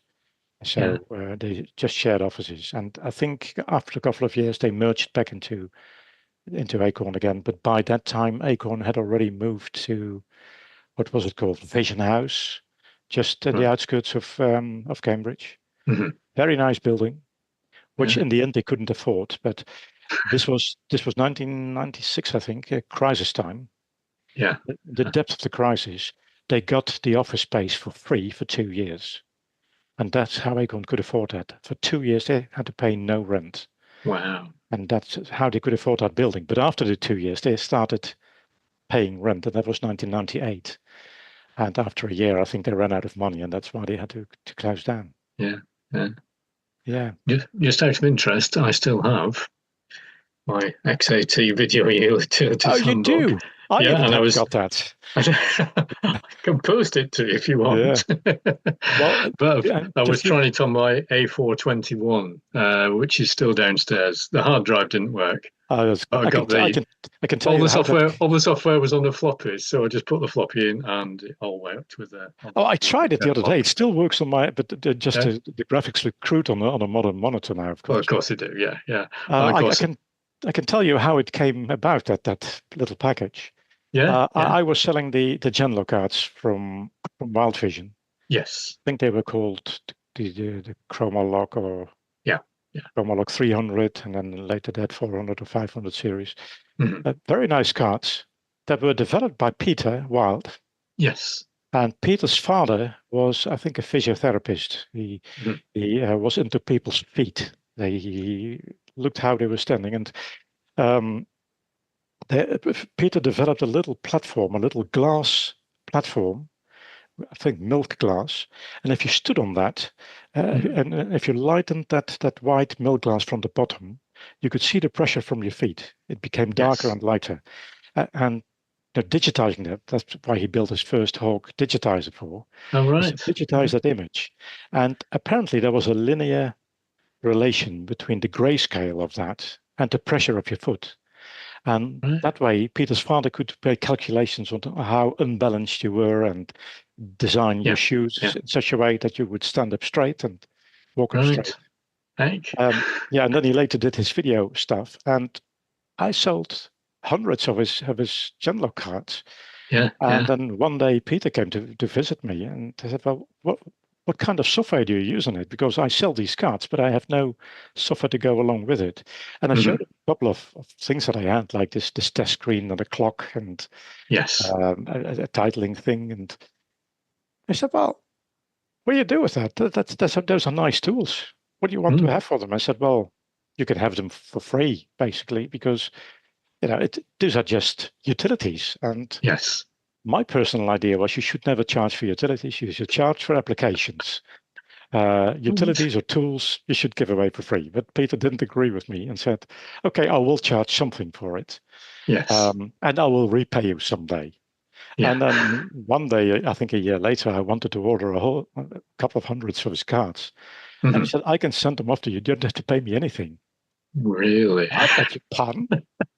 Why is that? He said, well, I've sold over 2,000 copies of your software. So... Yeah, I think it was £89. I think I scribbled it in the back how much it cost.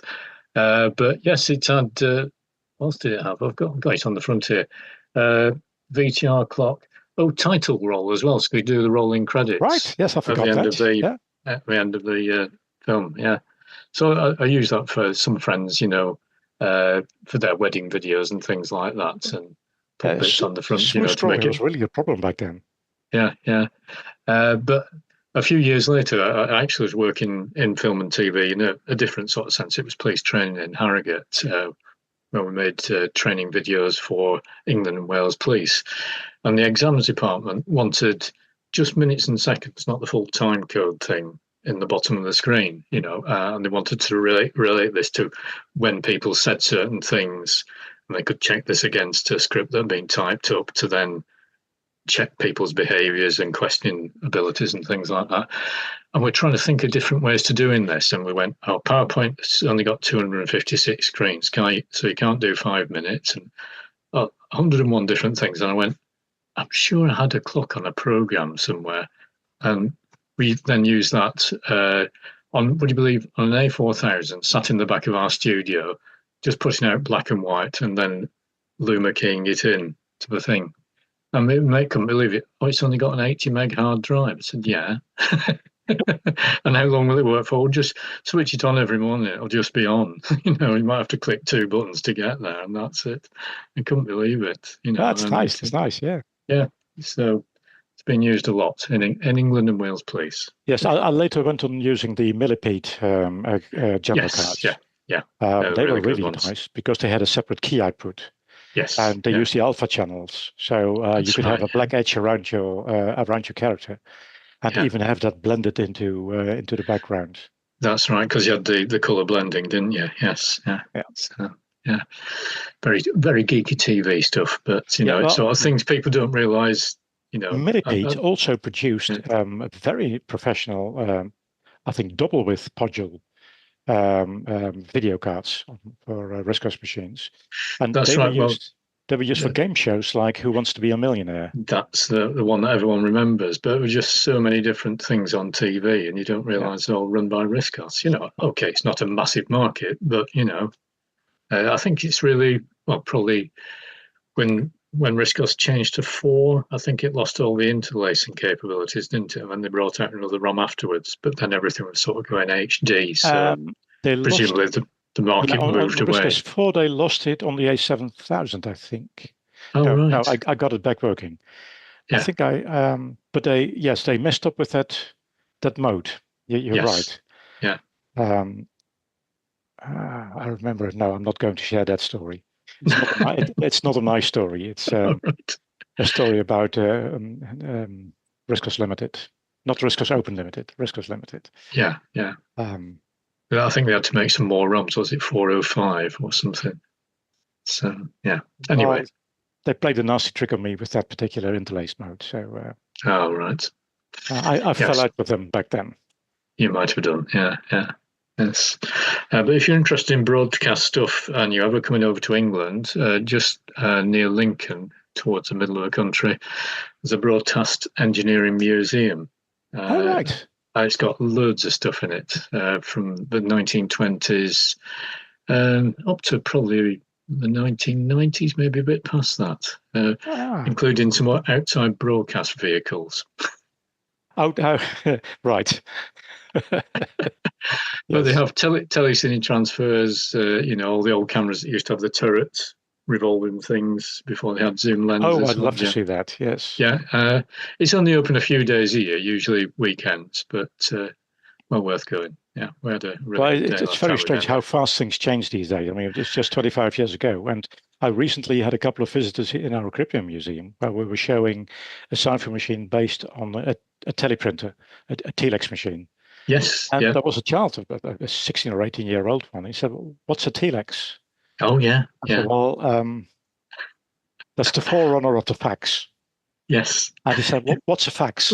And then you sort of go, how old are we? Yeah. Yes. Yeah. So, and then I realised how old I had become in the meantime. Where is this museum, Peter? Sorry to interrupt. It's called the Broadcast, the initials are BECG. So if you just look for that in your web browser, it's somewhere around the Lincoln area. I couldn't say exactly where. It's not too far for anyone to go from Yorkshire, where our club's based. But I say it's only open a couple of weekends as general open. If you had a lot of people, say 20, they could organise to be open for a half day or something. That might be worth checking out. As for teleprinters and the like, my first printer for a BBCB was a Creed 7B teleprinter.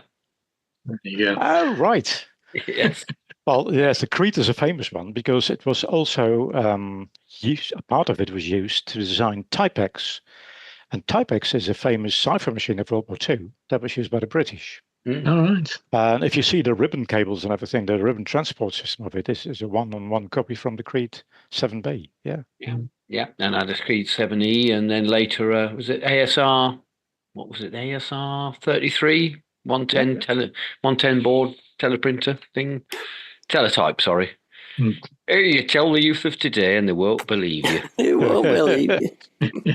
So, what was the name of the broadcasting museum again? I'll put a link in the chat. Yeah, it's BECG. BECG.org.uk. Yeah.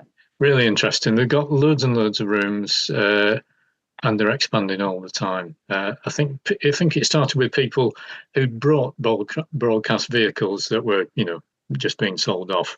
Some had the equipment in, some didn't, and then they've gone and found all the equipment. But yeah, people, going through the BBC and all independent companies as well, all the ITV and regional ones, and some people from There's major a couple more manufacturers. questions that have popped up in the meantime. Oh, yeah.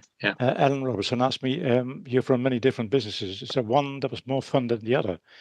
I think working for TV was pretty rewarding. You don't make much money doing that, but it is rewarding doing things that other people can see. But the most rewarding for me was the time I spent at Acorn. So whilst developing software.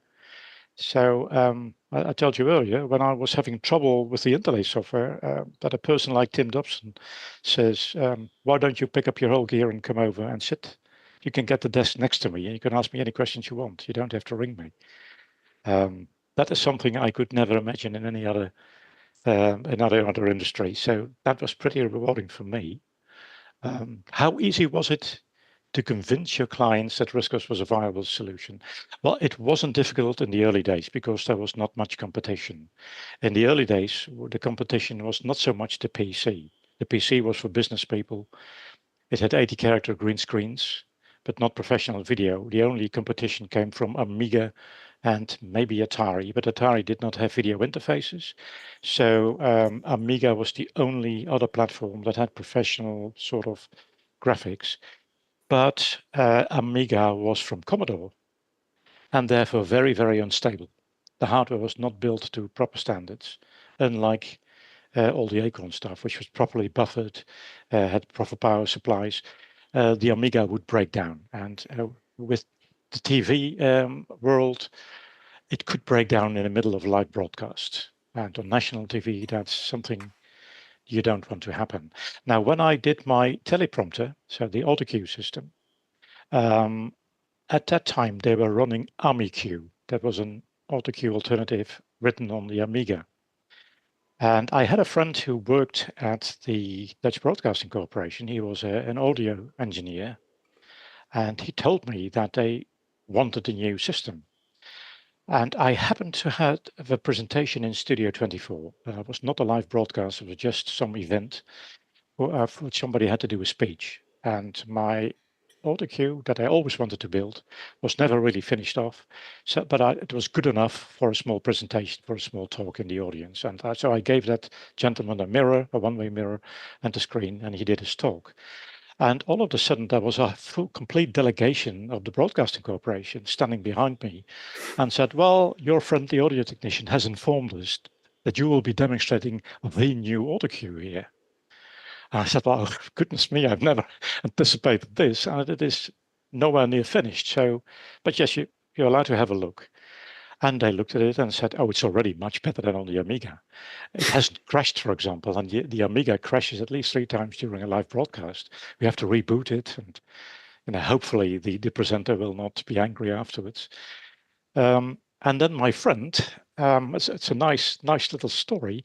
He told me that the Amiga was capable of doing real-time scaling of the fonts. Now I thought, they don't have outline fonts as we did. It was all bitmapped. So if the camera moves away from the speaker, obviously the letters become too small and you have to enlarge them. And he suggested to me that the Amiga could scale its fonts automatically. So I thought about that. This is impossible with this processor speed. It cannot be done. How would I go about do that? And then one night I couldn't sleep, and all of a sudden I had a stroke of genius, maybe, where I realized how it could be done. So I went out of bed, and within an hour or two, I had an assembly module that did exactly that with the outline fonts, caching in just in time.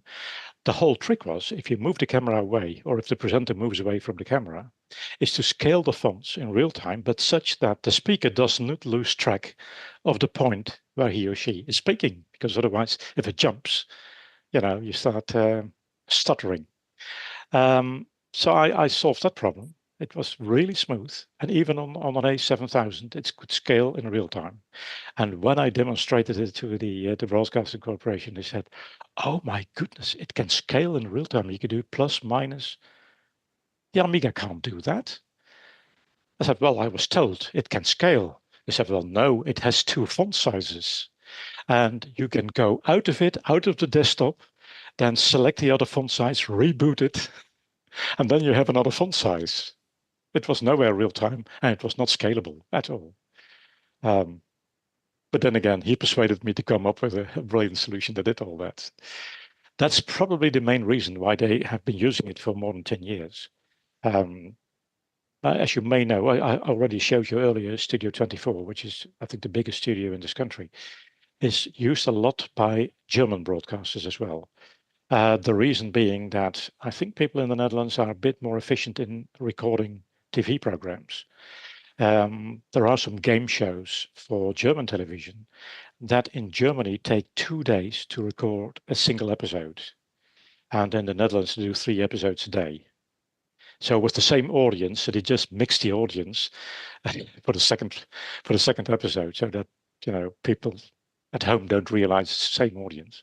But they do 3 episodes a day, and it's not that people in the Netherlands work harder than the Germans do, but we don't have all these regulations that every cameraman can only work for 4 hours and then has to take a 2-hour break and stuff like that. So we have fewer regulations. That's probably the reason.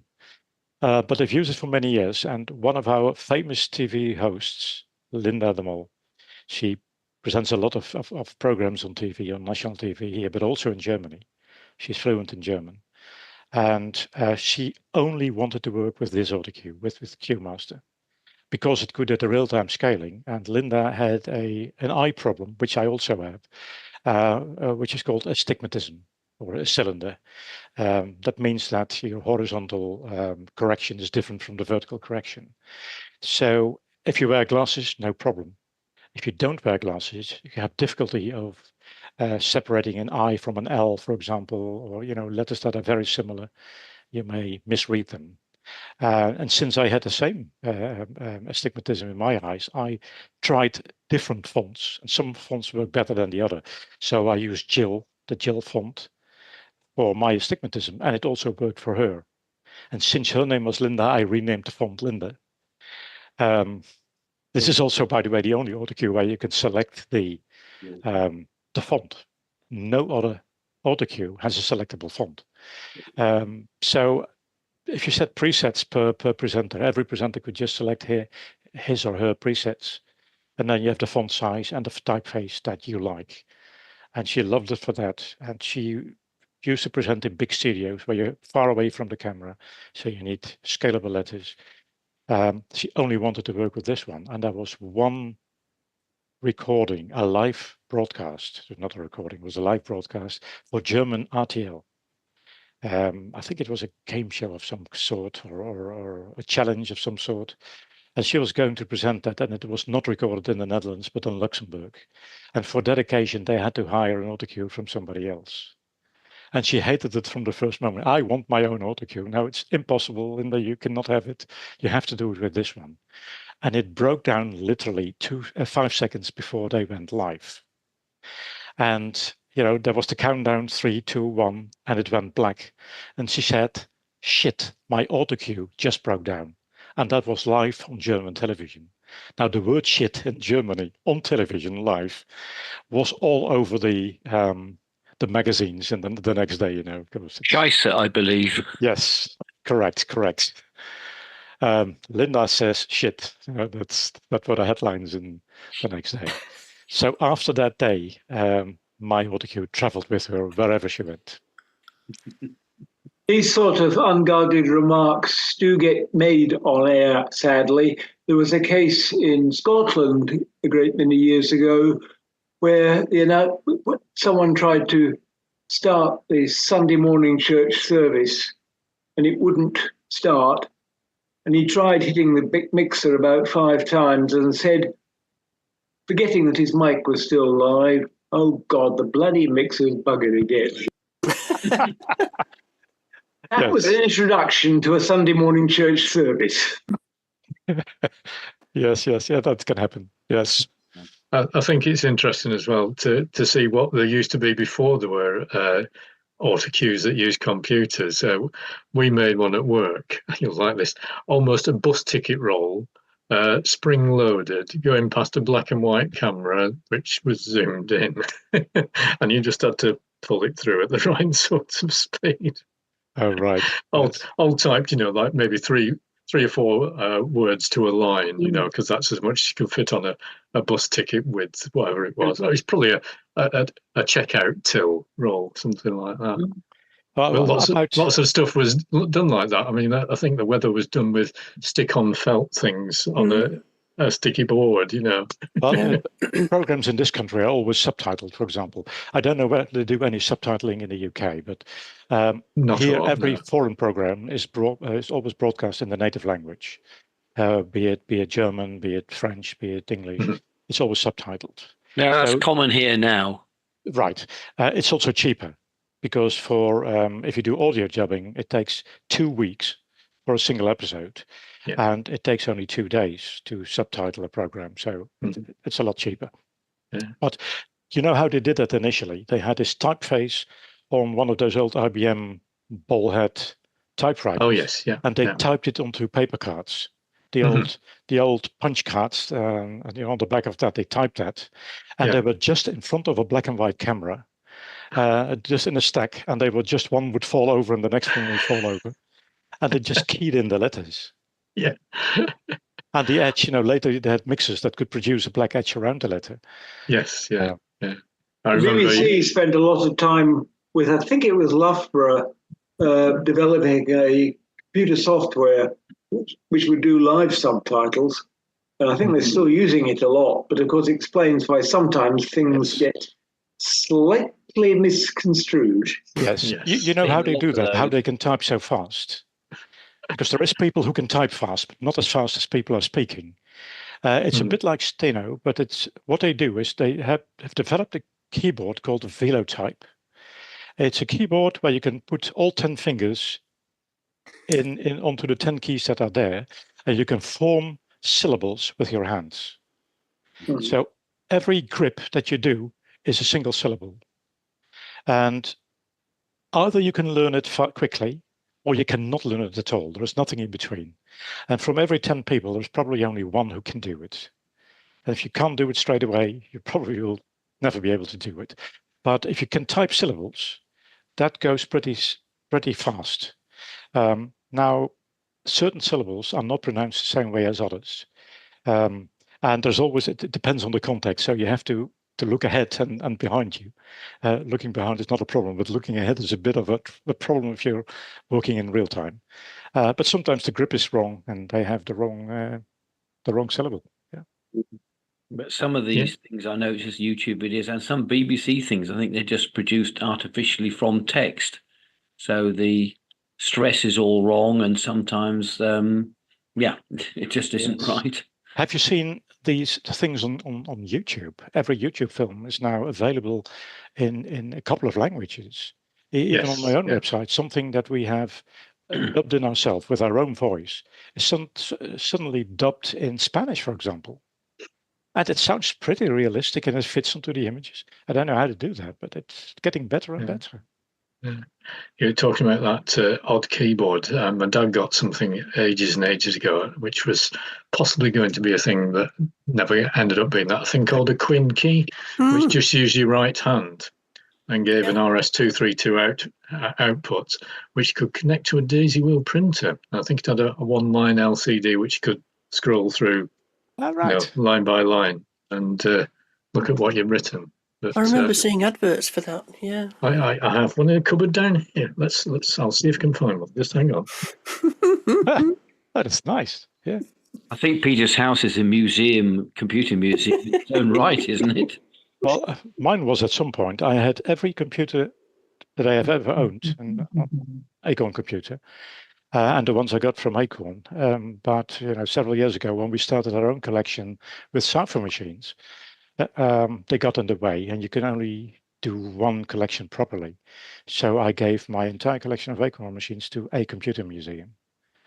But there were some funny parts in there. I even had a Lark, the portable that was never sold. Somebody asked, that's a question that's still open, were you involved in the development of Phoebe, similar to how you were involved in the RISC PC? No, I wasn't. I think by that time, Acorn was... No, it's up in the loft somewhere. All right. Thought I'd left it in here, but there you go. Okay. I was just answering 6 keys, but it was right-handed, so no good if Okay. you're left-handed. There you go. Okay, I was just answering a question about Phoebe. Somebody asked whether I was involved in the development of that. I knew of its development, and we were informed very early on, and we got development versions of the OS, but I was never on a development team like with the RISC PC. That was unique. So that was the first, and I think maybe even the only time that Acorn did that. Let people from outside in during the development of a model. Phoebe, Acorn was already in bad weather back then. So, but Castle, when they purchased the stuff from Acorn, had a handful of freebies as well. So that part of the development was inherited by them, but they made some poor choices. I think it had PCI interface, but not what Castle had in the Ionics, an NVIDIA graphics card.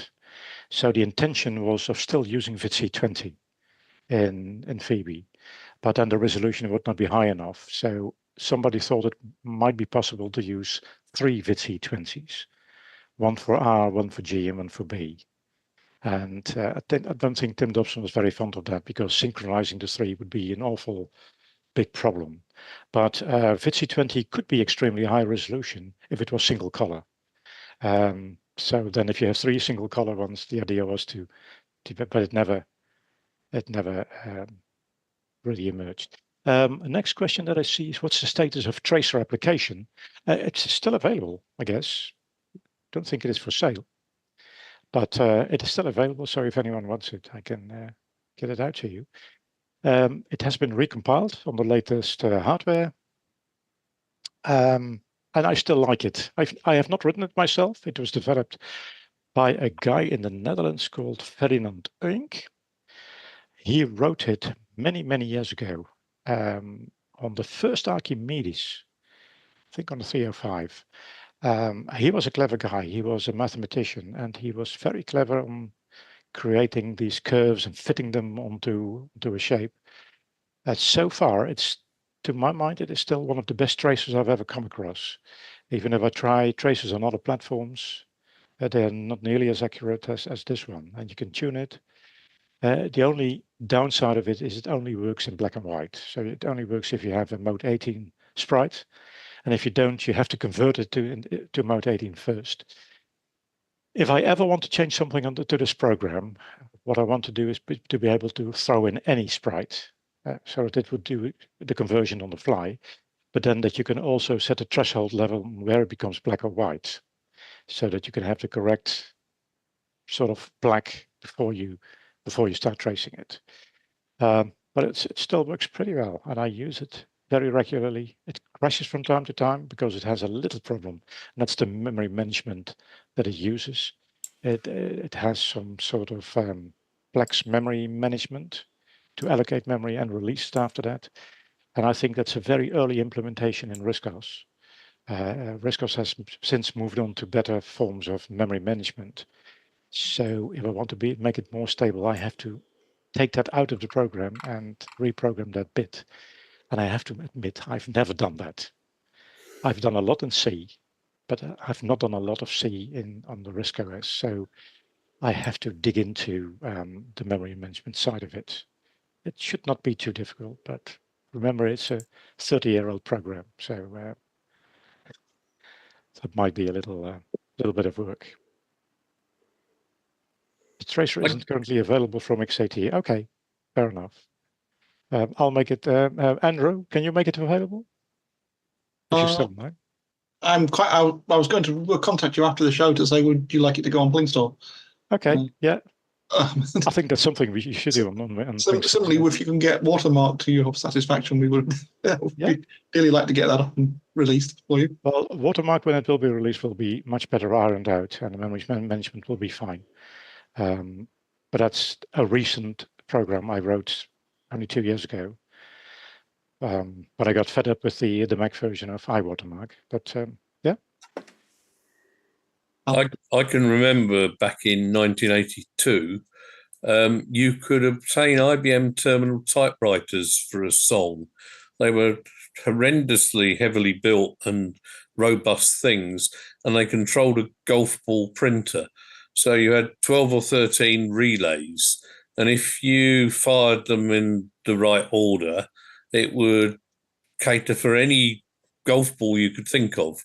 So I designed an interface between Centronics Parallel and the IBM Terminal typewriter with an EEPROM that would translate the signals appropriately for the particular golf ball you had. Oh, right. A few switches to select the addresses. And I think about half a dozen people in Pembroke got interested in that because it was a cheap solution for a very high quality printer. Right.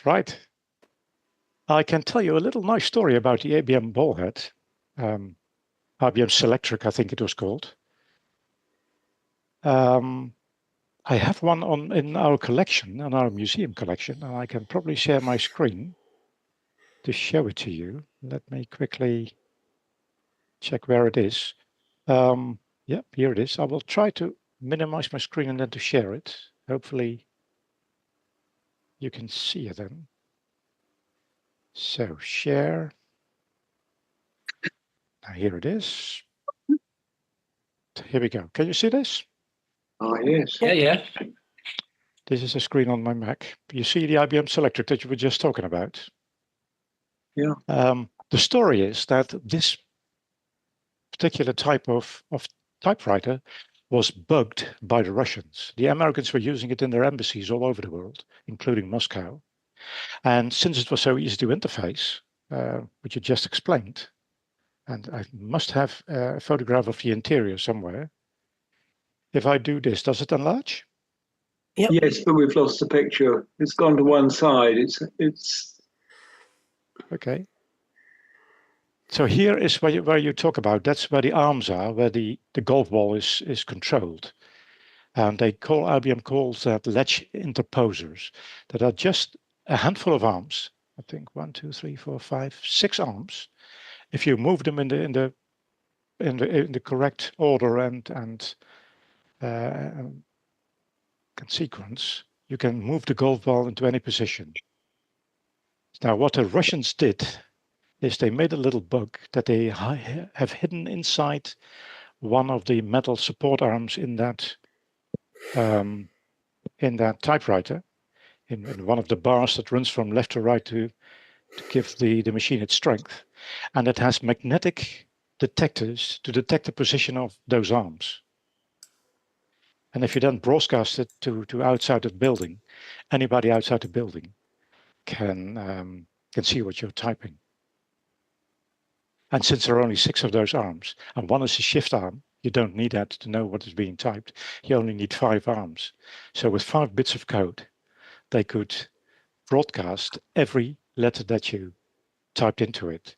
And this entire electronic circuit was powered from the mains by a leak capacitor that was built inside the power switch of that typewriter.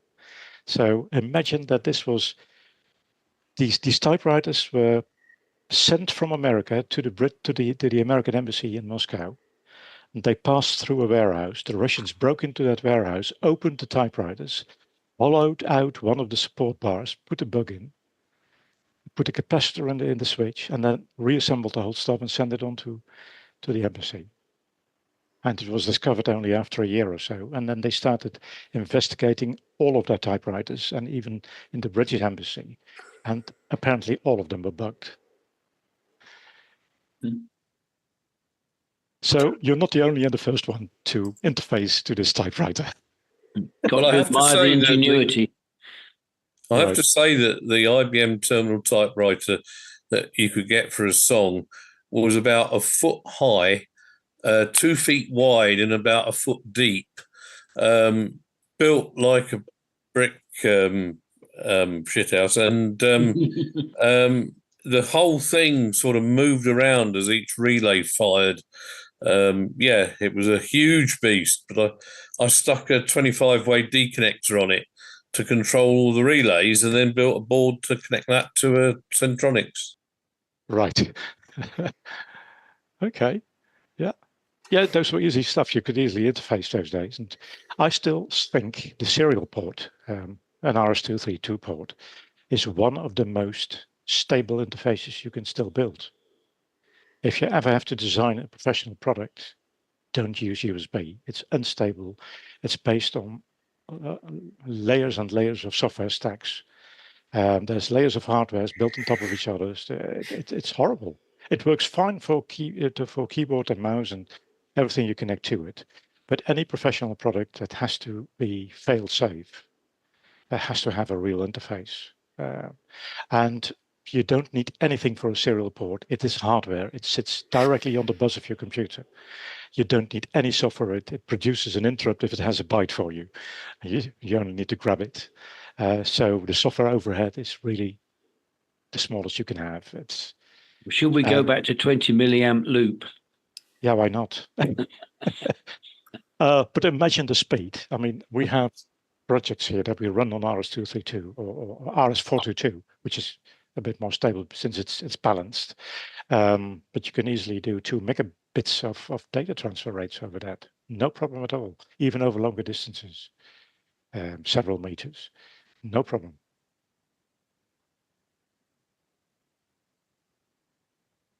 All right. Any more questions? Have I answered every? Is there anyone I haven't answered? What are your retirement plans? Oh, good question. Yes, I want to retire from every day's work and not having deadlines anymore, and not having nasty customers on the phone and checking who hasn't paid his bill this month and stuff like that. But apart from that, everything will continue as usual. So I will maintain all of the RISC OS software because most of it I've written for my own fun after all. So and it is my own hobby, so why not continue that? But also I will continue the crypto museum, which is one of our hobbies. So that will survive my retirement, and so will the RISC OS software. I think everybody's been quite intrigued. We normally don't get to speak to someone who's sort of like a software, hardware designer. I mean, there's lots of things we've never really found out, about products in the RISC OS world. And I think this has really been enlightening. I mean, obviously, it's a particular interest in mine, the video field, but all the other things you've done as well. It's interesting to see how a business works. You see an opportunity, and then look at developing something for it. So, very interesting.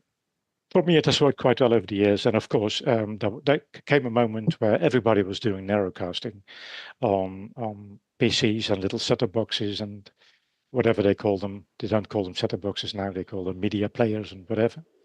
Again, a new generation of people with new words, new buzzwords. And when the first PCs and Linux systems arrived, I decided to quit that market and start doing other things because you can't pull on a dead horse. You have to move on to other horizons. At this time, when I was successful in this, I was pretty much the only one. And my only competitor was the Amiga. And I could easily win from that. But when all the PCs and Macs came with all their high resolution stuff, with lower prices and lots of hardware add-ons, I had to quit that market as quickly as I could. And that's when I started doing the embedded stuff. So I stayed with ARM, but yeah. All right. Yeah, thanks very much. Yeah. I think there was a consumer release of cable news at one point. Yes, there was. What state is that in these days? Nowhere. It stopped when the old hardware disappeared. It was based not just on TV resolutions, but the normal presentation resolutions we had back then, which was, I think, 1024 by 768. Okay. And I've looked at it a couple of times. John Barron suggested a couple of times that I might want to resurrect it, and I looked at the code, but it was written pretty much for video and the resolutions we had back then. Also, the screen changeovers, the wipes and dissolves that you could do have to be rewritten for the platforms that we have today. So if I was ever going to do a new presentation piece of software, I would not convert that. I would not port it. I would just rewrite it. it's probably faster to do than. There's so much more that we know now that we didn't know back then. It's the same story, but I told about Lady Di and Impression.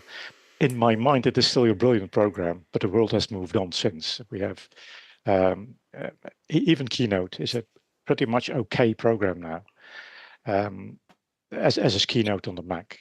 The only difference, and that also accounts for computer concept software. In computer concept software, it was very difficult to make an ugly document. Everything you produced looked smart from the start. On most PC software, it's just the other way around. If you look at Word on Windows, it is always horrible if you see it. If I see a document that somebody sends me, I spot immediately it's created on Word. Only if someone really knows what he's doing, he can change the line interspacing, choose a proper font. You can make something beautiful, but the default settings are that it's awful. It's the same with most presentation software. If you look at PowerPoint, it is very easy to produce a horrible presentation in that.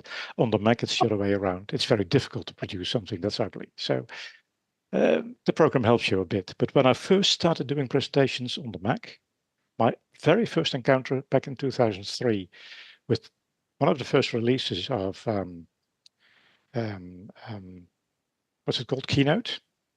It had exactly the same user interface, almost exactly the same as the last release of Cable News had. So I could work with it. I had to do a presentation on my laptop, and normally I would carry my Ionics with me, but this time I was flying to a different country, and taking the Ionics with you on a plane is a bit of a problem. So I decided to port that presentation onto my Mac, and I was not looking forward to that, but it went extremely fast because the whole look and feel was exactly what my last version of my program had. So, but Apple has moved on. Some things have improved considerably over time, but many things have not improved, have become worse. I don't know if any one of you uses Macs, but I think they're getting more and more away from their original philosophy of intuitive look and feel. It's becoming more a Google machine all the time. And my Mac OS is becoming to look like my iPhone. It is no longer a desktop computer. Everything has vertically scrolling lists with unrecognizable icons. All the icons at the bottom have the same shape, which is against all design rules. Your application should have a form, and your document that belongs to that application should be a rectangle with that shape inside it. That has been thought out very, very well with RISC OS 2 at a very low resolution. Also, you may not know that, but the colors that were used, the 16 basic colors that were used on RISC OS 2 and RISC OS 3, and are still in Paint in the default 16 color modes, they have very, very cleverly thought out. You can make all the icons, the entire user interface with these 16 colors. And the orange is such that it looks like a light that lights up. The cream is just like something that is slightly highlighted. The 8 shades of gray from black to white are so that you can read pretty much every type of button on your screen. And if you're looking on a black and white monitor, the 16 shades, the 8 colors and the 8 shades, form 16 shades of gray. So the 8 colors that are in there are chosen such that their luminance is in between the gray brightness of the 8 gray colors. So if you ever watch it on a black and white monitor, you can still distinguish all the 16 colors. That's pretty clever. Now, folders are blue by design. Even Apple still makes them blue. There has been a lot of research has gone into that, why people like that, and why people immediately recognize a folder when it's blue and not when it's green, like on RISC OS 4. Green has a different sort of perception with people. It looks like okay. Red is not okay. Green is okay. Blue is a folder, apparently. Yeah. But Apple has moved away from that as far as they could. They don't like realistic icons anymore. When I'm staring at my icon bar, which, by the way, was invented by Acorn, not by Apple, all the icons have the same shape now. So sometimes I'm staring for like 10 seconds. Where is my presenter program gone? Oh, it's there. But didn't have that rectangle behind it. I could spot it immediately. So maybe I'm the only one. But a very good friend of mine, also in the cipher machine collecting business, is one of the former directors of Apple. So he was, let's say, critically ill at the same time when Steve Jobs became critically ill. But he was treated properly and Jobs was not. So Jobs didn't survive and he did. His name is Glenn Miranke. And I met Glenn, I think about 12 years ago when we were doing a presentation at Bletchley Park on one of their meetings. And Glenn was happening to sitting next to me during dinner that evening. And Glenn said, I noticed you were the only presenter today who was using a Mac. And I was, as a former Apple director, I liked that. And he was doing a presentation the next day. And he asked me how I came to use the Mac for that. And I said that I once wrote software, for Acorn. You may not have heard of it, I said. He said, oh, yes, I've heard of it. Where do you think we have the icon bar from? So, right. So apparently he knew it very well. And he also told me the story about ARM, that they once formed how do we call it, a joint venture with Acorn. Well, you know that, exemplar stuff. But Apple was also a co-owner of ARM when it was spun out of Acorn. And they had to sell it when Apple ran into financial trouble. I said, well, I think you now think that was a bad decision back then. And he said, well, no, because if we hadn't done that, Apple would have been bankrupt. So from the money they got from selling the ARM shares, they survived. And then they got Jobs back and became a filthy rich company in the end. But and now they bought their own master license from ARM. They can now design their own ARM processors. So they did quite well. But he quit his job there at the same time as Jobs did. Jobs unfortunately died. He survived. But yeah. Going back to presentations, I've not really spent enough time with it to say how good it is, but I've got a copy of TextEase Studio, which has presentation software in that. So I think that's the nearest equivalent we have to a PowerPoint. But yes. And of course there is OHP RISC OS. OHP, yeah. I've been using OHP for our rolling demonstrations at the club shows for a number of years. But I'm looking at as long as we can get actually a replay-only version of the presentation software within TextEase. Right. Well, what Cable News did, you could use text, but you could also drop artworks files in it, and yes, and draw files. But even draw files would be rendered anti-aliasing. Yes, that's right. Yeah. So that OHP unfortunately does not. Shout out for the really small software companies, Fade, which is free. Yeah, basically that's pretty good. Yeah. Cycle through draw files and things. I've used that for a few presentations. There you go. It is possible, but we found a bug in that, didn't we, Peter? Do you remember when you're running Fade and you try and run some background music from the same computer? It doesn't like it. It doesn't like it, does it? It was interesting. Yeah. I wonder why the music kept stopping every time the slide changed. Well, that's right. Yeah. Not quite multitasking. Yeah. Well, that is the problem. That was also the problem on Cable News. If you are doing a screen transition, you have to do it smoothly, or you don't do it at all. And most programs that are now, even Apple is okay, but on most other platforms, it's all very jittery and jaggery. It's not smooth. I've seen ticker tapes running on Linux machines that go smooth and one moment and then start jittering and then smooth again. So apparently the computer has to load something from a modem in the background, and then it has to occasionally stop. Now, Cable News could do a transition, but if you wanted to do it smoothly, and it was moving the entire screen in real time, you have to have all the processing power you can get. So you have to stop everything else. Right. But we also designed a ticker tape, which was running in many of those kiosk things and waiting rooms, where you had the cable news screen, but also a ticker tape running at the bottom of the screen. I did a module for that entirely in assembly code, and that was entirely multitasking. So that thing ran smoothly, could be updated in the background, and you could still do anything else on your computer without making that a stop. So, but you need to share your time between what's available.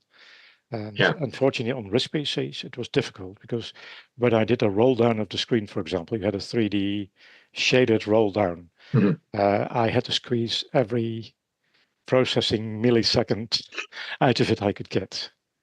So yeah, I think today when hardware is much more faster, you could do a better job in that. But never mind, all of the hardware we're using today, like my IMX or the Raspberry Pi or any other one else, they all have still run in 2D RISC OS generated graphics, bitmaps.